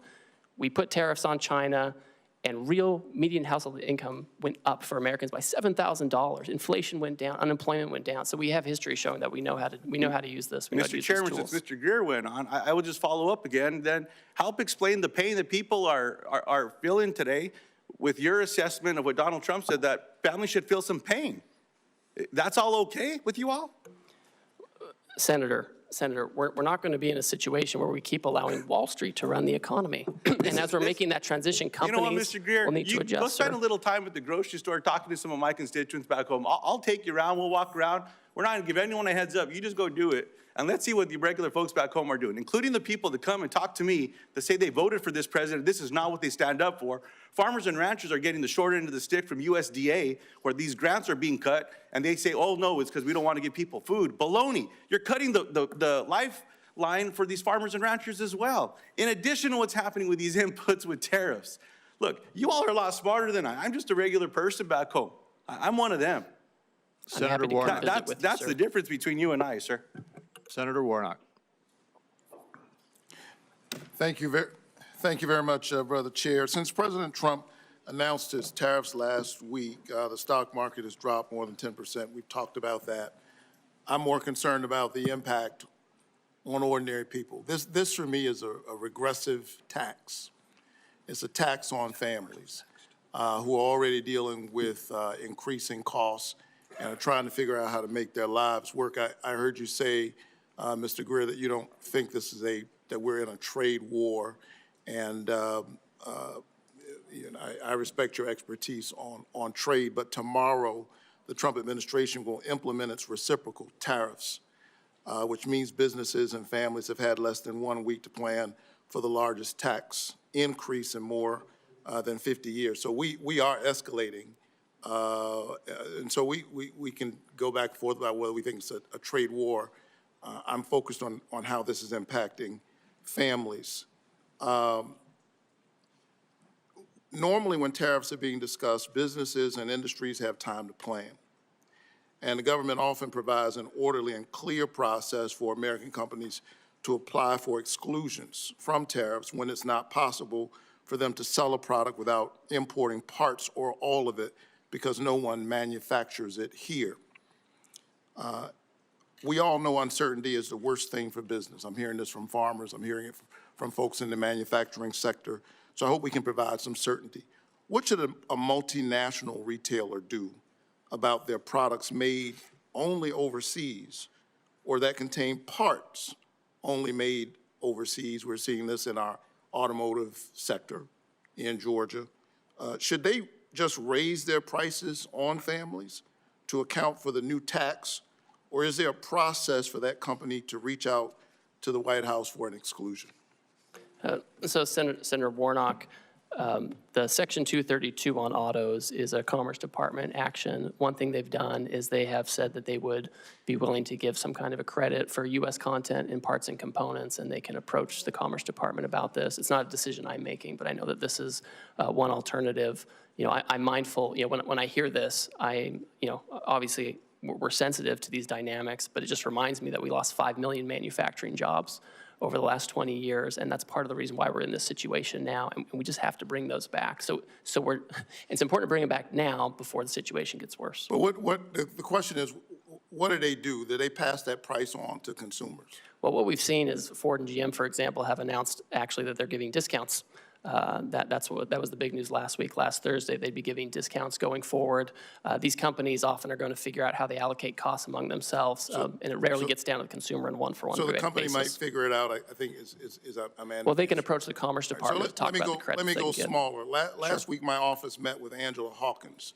She's the founder of Bamboo, a small business in Atlanta that sells bamboo-based sleepwear and sheets, particularly for people with severe and sensitive skin allergies like her husband. Angela's products are made overseas because you can't really find bamboo fabric made in the United States. What should Angela do? Pay the new tax, raise her prices, and risk losing customers? Or is there a process for her to apply for an exclusion from the Trump White House? So, Senator, the president has said that in connection with this action, he's not going to have exclusions or exemptions beyond what's in the program already for certain products. So she'll just have to figure it out? She'll have to work with her business partners and find about sourcing, and she'll have to either raise prices and risk customers, basically is the answer, right? Because she can't get bamboo here. It will depend on the tariff rate. Every country has a different rate, and some are much lower than others, and so they're, she might even go out of business. Let's go even smaller. Early estimates show that President Trump's tariffs will increase the cost of goods by $3,800 for an average American household. Many critical baby goods like cribs and baby gates are produced abroad or made or have foreign-made components. I went through this not long ago as a parent of young children. For an expecting family in Augusta, Georgia, who may now see a 50% price increase for that stroller or car seat, what is the process for that family to apply for a White House exclusion? I guess if the business owner can't get one, they can't get one either, correct? so there's not an exclusion process. That's right. So they would just bear the cost? Well, I think the studies you're talking about, the economists, they got it wrong in Trump 1. They said there was going to be inflation because of tariffs, and it went down. So when I hear them now saying the same thing, I just don't trust what they're saying. And that's, you know, the fact of history shows that it's not a one-to-one. The highest inflation we ever saw was under Biden for housing and education and healthcare and all of these things. And it was, and I don't know where everybody was then when that was skyrocketing by 20%. What if their child is potassium deficient and now bananas are more expensive? Last I checked, we don't have the climate to grow bananas in the United States. Who should that family reach out to the White House for an exclusion for that price hike on those bananas? Well, again, as we've discussed, there's not an exclusion process. I think we've waited too long with the status quo. I know people want the status quo. They want the trading system that Wall Street likes, but we can't have it anymore. So here you and I agree. Nobody wants the status quo. This economy is not working for working families, for ordinary people. And I would submit that what the President did last week in such a reckless and sudden way is adding even more pressure on these families. Thank you so much. Senator Warren. Thank you, Mr. Chairman. Donald Trump is single-handedly driving this economy off a cliff. With no evidence to back him up, he's claimed emergency authorities to slap new tariffs on nearly every product we import from nearly every country. But Congress has the power to reverse these tariffs, and we should do so immediately. Tariffs can be a tool to help build things in America, but Trump has slapped tariffs on, then off again with no rhyme or reason, and the uncertainty about the long-term rules makes companies far less likely to invest in manufacturing or jobs here in the United States. If Congress doesn't stand up to Trump, economists predict a recession before the end of the year, and Fed Chair Jerome Powell says we're in a real danger of, quote, both higher unemployment and higher inflation. Translation, Trump's tariffs will push millions of workers out of jobs and push prices up at the same time. So, Ambassador Greer, we've heard a lot of conflicting statements about whether these tariffs are here to stay, how many more rounds of on-off we're going to do. So let me ask the question from a different perspective. Ambassador Greer, we lost 700,000 jobs each month in the last recession. If 700,000 Americans lose their jobs, will the Trump administration suspend these tariffs? Senator, I think the economists who are making these projections, who often are in favor of fully unfettered free trade, are the same ones who said in the first Trump term that putting tariffs Greer, I Ambassador something that's Greer, going to happen, let me just Senator. stop you there. I'm not asking about projections.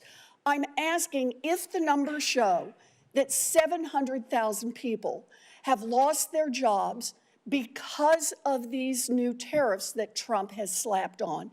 Will the administration reverse course Senator, and lift those tariffs? Senator, that's not going to happen. We've lost 5 million manufacturing jobs over the years, which is the number I'm most worried about, and we have to get those jobs So back. I take that as a no. Let me try another one. Moody's says that if the Trump tariffs remain in place, we will definitely plunge into a recession, which will ultimately cost 3.5 million Americans their jobs. So, Ambassador Greer, if Trump's tariffs push 3.5 million people out of work, will the Trump administration reverse course and lift those tariffs? Senator, the Wall Street analysts are wrong. They never want to have any kind of I'm not change to asking the status if they're quo. right or But that's who wrong. you're quoting to me, I'm giving Senator. you a number. If the number is 3.5 million, if it never comes to pass, you don't have to worry about your answer. But if 3.5 million people lose their jobs because of these tariffs, is the Trump administration prepared to lift them? Right now, this minute, we're working on negotiations with countries who believe they can achieve reciprocity with us and get their trade deficit down. And that's the emergency we're focused on. There's not going to be a situation where years from now we've lost millions of jobs. Let me try one more time. If Trump tariffs push workers out of their jobs and raise prices, as Fed Chair Powell has predicted, will you reverse course then? I think also with respect to Chairman Powell, who I don't know personally, but I know the president makes decisions on trade, and he rarely takes advice from Chairman Powell on this. We found in Trump 1 that you could put tariffs on China and you could make it work and have lower income, lower unemployment, lower inflation, and increase real median household income over time as we reshore. And that's what we have to do, Senator. What I'm hearing you say is that no one can hear a rhyme or reason to why the tariffs are off again, on again, off again, on again. But what you're telling us is the fact that hundreds of thousands, even millions of people could lose their jobs and that prices could go up will not be a factor for you or for Donald Trump for rolling those tariffs back. Look, if Republicans are serious about protecting American jobs and fighting inflation, then they can join Democrats right now to pass a resolution to fix Trump's reckless tariffs. This economy is teetering on the edge of collapse. We have the power right here in the Senate and over in the House of Representatives to take this authority away from Donald Trump. We can get this voted on. Senator Wyden and I have already are about to introduce the bill to do that. And if Republicans are serious about not playing the red light, green light with tariffs, but instead about protecting our economy, our families, our jobs, and keeping prices low, then Republicans should join us on that. Thank you, Mr. Chairman. Senator Welch. Thank you. You know, there's a place for tariffs on China. Targeted tariffs make some sense. What is being rolled out and the way this is being done is so destructive and so reckless and so irresponsible that it's creating nothing but economic chaos, uncertainty, and suffering for a lot of people. These are really disastrous for Vermont. I just want to go through this question of how do these roll out? You did not set, as our trade representative, the tariff rates on all of these countries that were on display when the president announced them, right? Senator, the president made a decision on how he wanted to have the tariff set, and the economic cabinet advised him on that. Right, but you did not set like the 50% rate on Lesotho. I personally didn't, no. Yeah, can you explain how that makes any sense? So the way that the methodology works is the emergency we're talking about is premised on the trade deficit, which we think is well, I'm trying to explain the methodology, Senator, if you want to hear it. This has got to get concrete, because this has real impacts on everyday people. So the rhetoric about what the goals are when the rollout is so in conflict with achieving anything other than economic downturn, how did the 50% rate on Lesotho be decided? So when you have White House economists who assess the trade deficit. But you had no role in it? Well, I certainly had a role in it. Everyone was advising the president on how to do this. Tell me why I came up with 50% for Lesotho. Well, I'd like to tell you, Senator. So when you look at a country's trade deficit, we believe that captures some of the unfairnesses, and you have to have a uniform methodology. You can't be arbitrary or capricious. I'm going to keep going, because Lesotho does diamonds in, I'm happy to talk more to you about the methodology. There is, I mean, my sense is there is no methodology. I asked ChatGPT, and basically they came up with some formula. Well, that's not true. Well, here's how it looks. Donald Trump just got fed up and said, what the heck, we'll just go with this formula that makes no sense. Number two, the issue of these tariffs. Now, the phone is ringing off the hook at the White House from countries wanting to get a break, right? They want to talk about how to have reciprocal trade with us and how to get that deficit down. That's right. So here's the structural issue that is really alarming to me, and I hope to all of us. We are using these tariffs, or the president is using these tariffs, from going from an economy that's based on competition to one that's based on access. You know, in a competitive economy, your product, your service determines the outcome and how well you do. In an access economy, it's who's got Donald Trump's number, who's got your number, who's got Lutnick's number, and you call up and you get a break. That's an access economy. Is this going to be the arbitrary authority of the president to decide, yes, we'll cut the Vietnam tariff, and no, we'll sustain the tariff on Lesotho?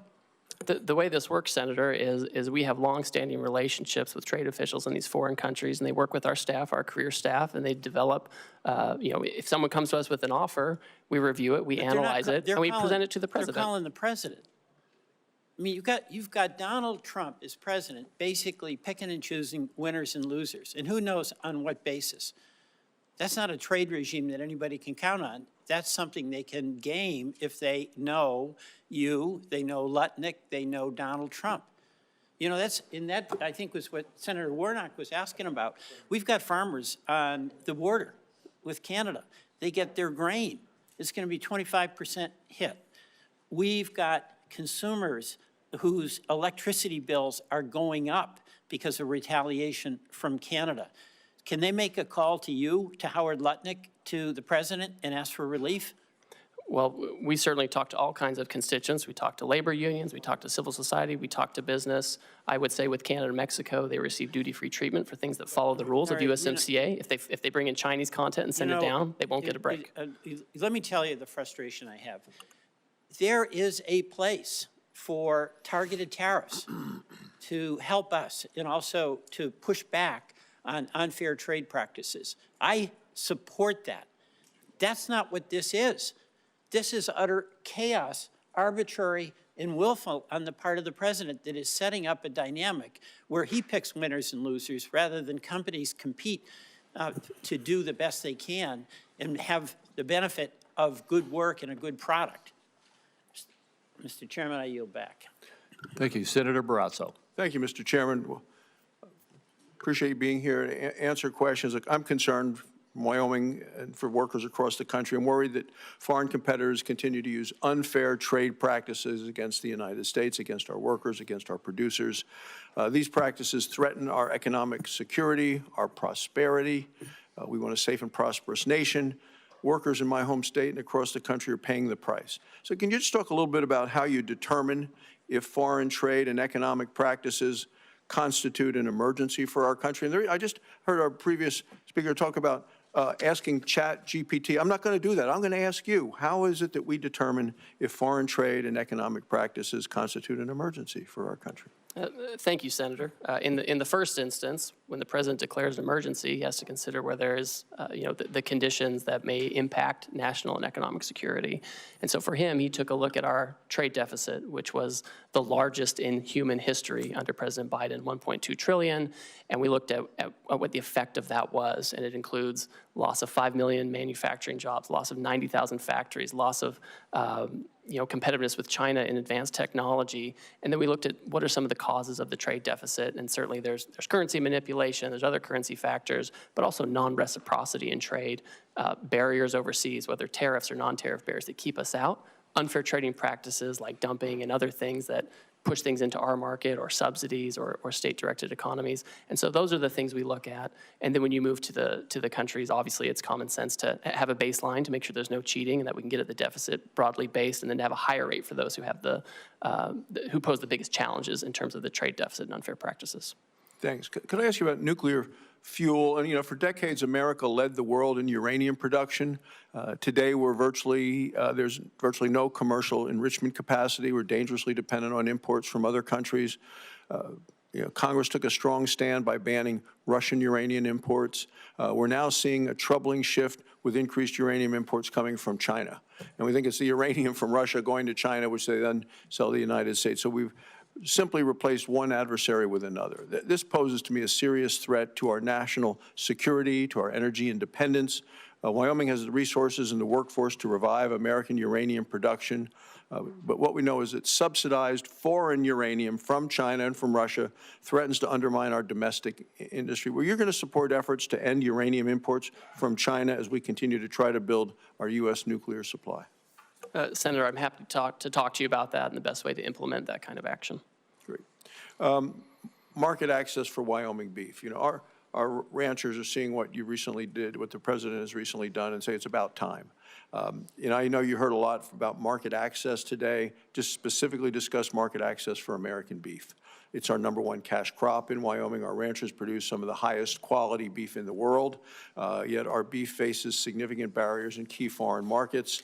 So I do appreciate your office's efforts to document the numerous barriers that unfairly block American beef exports. For example, Thailand imposes a 50% tariff on American beef. The European Union's numerous, quote, Green Deal restrictions limit market opportunities for our ranchers. Australia's barriers prevent the sale of a safe, high-quality American beef. They've sold $29 billion into our country. We can't sell a hamburger there. So Wyoming beef producers have felt the direct impact of these unfair trade practices, and I say it's our #1 cash crop. What steps do you see being taken now to open new markets and ensure fair access for our beef around the world where we've been blocked? So, Senator, as everyone knows, we have a lot of countries coming to talk to us right now who want to have more reciprocal trade, get their trade deficit down. And obviously part of that is making sure we have access for products like beef, making sure we're exporting products like beef. I've talked to the Australians about this issue. It's always surprising because they're a great partner for us globally. This is a big issue with them. Southeast Asia as well. These are things that are on our list when people come to talk to us. It's something we've recorded for years, and we expect countries to change this. Great, thank you. In terms of critical minerals, we sit on vast deposits of critical minerals in Wyoming, essential for our national security. Our state has significant reserves of rare earth elements. Are there some trade initiatives that you're taking right now that are going to pursue to counter China's dominance in the critical minerals world, both in terms of production as well as refinement?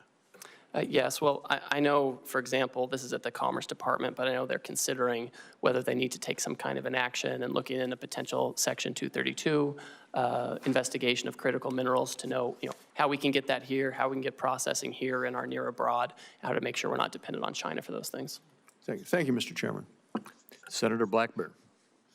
Thank you, Mr. Chairman, and thank you for being here today. I know you have had a busy week, and we appreciate that and appreciate what the President is trying to do for the broader economy. And, of course, it is encouraging to hear that we have 70 countries that are coming in to negotiate tariffs, and some of those non-tariff barriers that have existed. So we're grateful for all that work. I do want to ask you about some of the foreign governments using bogus environmental regulations to really sideline American businesses. And the EU's new deforestation regulation is a great example of this, imposing excessive reporting requirements that would shut out Tennessee pulp and paper producers from foreign markets. And also, we're seeing some of these foreign governments actually seize U.S. assets under false pretenses. And last year we had a company, Vulcan Materials, which declined to sell its Mexican port to the government. So armed forces came in and took control of that, citing environmental licensing requirements. And this is a pattern of regulatory abuse, and it keeps our companies out of the global market. So how are you working to protect these U.S. businesses and to deal with these foreign governments who are weaponizing their bogus regulations to restrict the market access? Well, Senator, I always find it troubling when countries use these kind of measures as a protectionist measure. Our companies, whether they're making here and exporting or going elsewhere to produce in other countries, are always the cleanest and most responsible, always. And we should always have the best treatment under those kinds of regimes. So with respect to the two examples you noted on the Vulcan issue, I've raised this personally with Mexican trade officials. And with respect to the EU forestry regulation, my understanding is right now it's a little bit on pause while they themselves look at it and take a second look. And I talk to my counterparts in Europe frequently, and this is something where I want to make sure that they're treating us appropriately under this law, not discriminating against us. That's wonderful. If I could get in writing from you an update on the Vulcan port issue, that would be helpful also. We're happy to do that, Senator. Thank you. I want to talk about digital trade because President Trump really has shown great leadership when it comes to digital trade. And that was a part of the negotiations on the USMCA. And it really gave us a very robust and ambitious digital trade chapter. And the provisions, including cross-border data flows and data localization, are critical to facilitating strategic U.S. initiatives across a broad range of industries. And we have an opportunity now to build on this digital chapter. So, and I think that could really pave a way to add other provisions on critical issues such as AI, such as quantum computing that we are dealing with. So how could you use this digital trade chapter that we have in the USMCA to expand that globally as we look at negotiating new trade agreements? Well, I think it's important to understand that our companies, our digital trade companies, are the most competitive in the world. They're the most effective in the world. And what we don't want is a situation where they are retaliated against or they're discriminated against such that their Chinese competitors actually take up market share. I mean, that would be a disastrous situation. And so as countries come to us and want to talk about how to have more reciprocal trade or better trade actions, I would expect that we want to make sure that they're not discriminating against our technology companies. And we want to make sure we have a level playing field so we can have the appropriate market access that we want, and whether we do that in formal trade agreements or just in commitments from these other countries. Well, and as you know, digital trade is important to Tennessee. So we're looking forward to that. Non-tariff barriers are something that get mentioned quite a bit as we are talking to companies. I know Vietnam has several non-tariff barriers, and we've seen this in the USTR's National Trade Estimate report. And we had a record high deficit with Vietnam in 2024.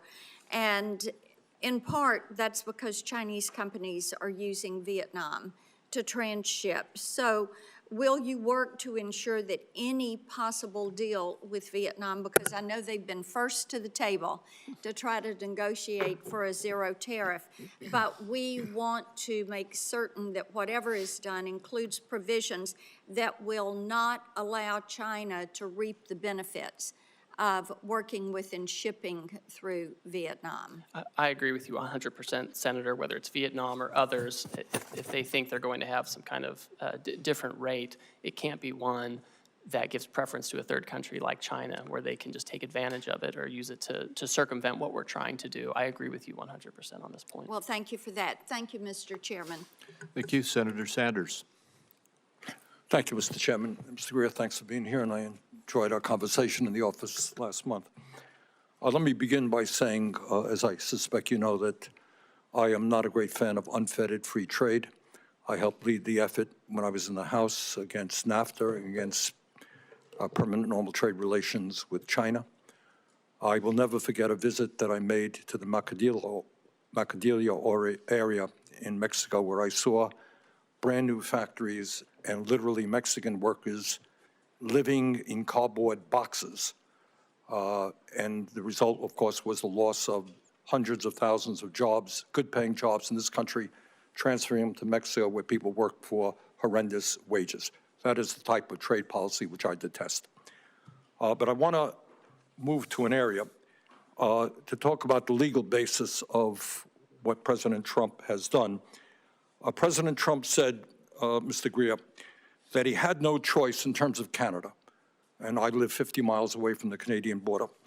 He had no choice but to bypass Congress and to impose an emergency 25% tariff on Canada to stop, quote, the massive, end quote, amount of fentanyl and, quote, the millions and millions of undocumented immigrants coming from the northern border. Unfortunately, that's a lie.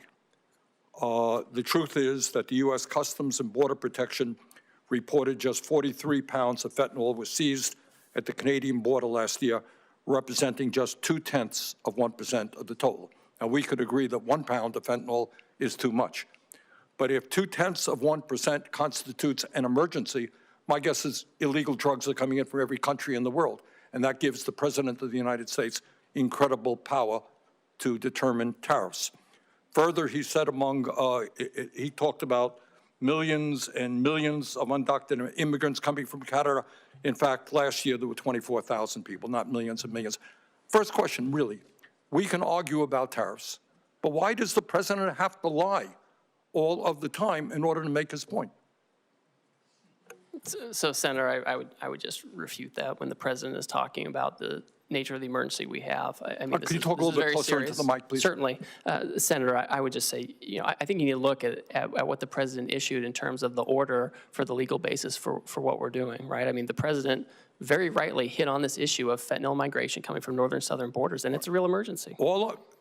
Drugs are a real emergency. 0.2%. You can then argue illegal drugs come from every country in the world. If you declare that as an emergency, you're giving the President of the United States unbelievable power. Let me go on that point. Let me mention to you what you probably know. 7 Republicans have joined a number of Democrats on legislation reasserting Congress's ability to play an active role in trade and tariffs. That, on the Republican side, was led by Senator Grassley. And he said, and I quote, "For too long, Congress has delegated its clear authority to regulate interstate and foreign commerce to the executive branch, et cetera, et cetera." He wants to reassert Congress's constitutional role and ensure Congress has a voice in trade policy, end of quote. In the last 2 weeks, all we have seen is reports in the newspaper. Congress has not had 1 ounce of authority in determining tariff policy. Do you think Congress should be completely left out of the process? Or does the President have emergency power to do anything he wants with regard to tariffs?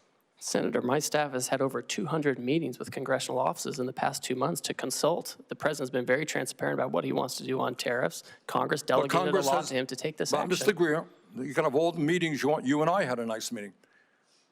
But at the end of the day, the President did exactly what he wanted to do without any discussion, formal discussion with members of Congress. He could make recommendations to Congress, that's for sure. Do you really think that he has the power under an emergency degree to reorder the trade world, global trade policy, without any input from the United States Congress? Sir, Congress gave him this law where if he determines a national emergency, he can take appropriate action to regulate imports. That's what he's done. And you think it's a national emergency that 0.2% of fentanyl coming from Canada constitutes a national emergency? Sir, do you? The president has determined do that you? Canada, I'm asking you. You're asking me about drug policy. So I agree with the president. If you have China and Canada and Mexico putting drugs into this country at different levels, then that's an emergency. We have to deal with it. Look, we're not going to argue about the anymore, danger of drugs. 43 pounds of fentanyl. On that basis, the president can declare an emergency with any country on earth and take unlimited power. That's called authoritarianism. Okay? That's not what a democracy does. Do you have any concerns about all of that power going into the hands of the president? Sir, Congress delegated this power to the president. He has to renew the emergency every year. He has to give reports to Congress. The Congress told him what he has to do to use this authority, and he's doing those things. Okay. Thank you, Mr. Chairman. Thank you. We have, you've been going now 2 hours and almost 40 minutes, but we have one more question. Senator Wyden has one more question, and then we'll Thank you very much, Mr. Chairman. So, Mr. Greer, we've been at this a long time, and you've offered a lot of word salad about international trade, reciprocity and metrics, and the list goes on and on. But inside this verbiage, you've ducked a very big question, and that is, how can you negotiate with scores of countries before Americans see their 401ks go up in smoke? And so what I'd like to do is just ask you one simple question to wrap this up, because at home in Oregon, people want to know what we're doing to help the people who are hurting today, not months and months or elections and all kinds of dates far in the future. So here's my question to wrap up. When will those hurting now see real relief? Senator, the country decisively voted for this president and his trade policy. He knows how to use tariffs appropriately to negotiate deals where necessary and to drive investment and manufacturing back to the U.S. And that's what we're doing. He was successful in his first term in using it. Real wages went up, and that's what we're doing now. And we're working around the clock to make sure we can do that. Mr. Greer, I gave you a chance to respond to the question, and what you said wasn't accurate. Nobody disputes that the president won the election up here on the dais. But nobody was told in the election campaign that we would have all of these people hurting now because of a flawed trade policy. Once in a while, it said, well, maybe take a little time. But there wasn't any mention of people from one end of the country to another feeling they've been wiped out financially. Nobody heard about that. That was never discussed. Hope you'll have an answer for me, because that's what Americans want to know who are hurting now. They've listened to all of this trade lingo tossed around, and then they scratch their head and say, who's going to stand up for me now? Well, I'll tell you, we're going to fight for those people. That's why I'm proposing a bipartisan resolution that would overturn what's going on with 180 countries.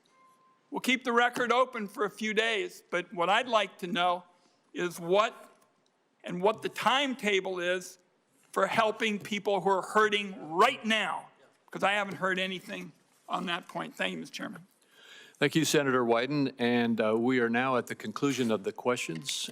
Ambassador Greer, thank you for the time you've given us. As I indicated, you've gone almost 2 hours and 45 minutes.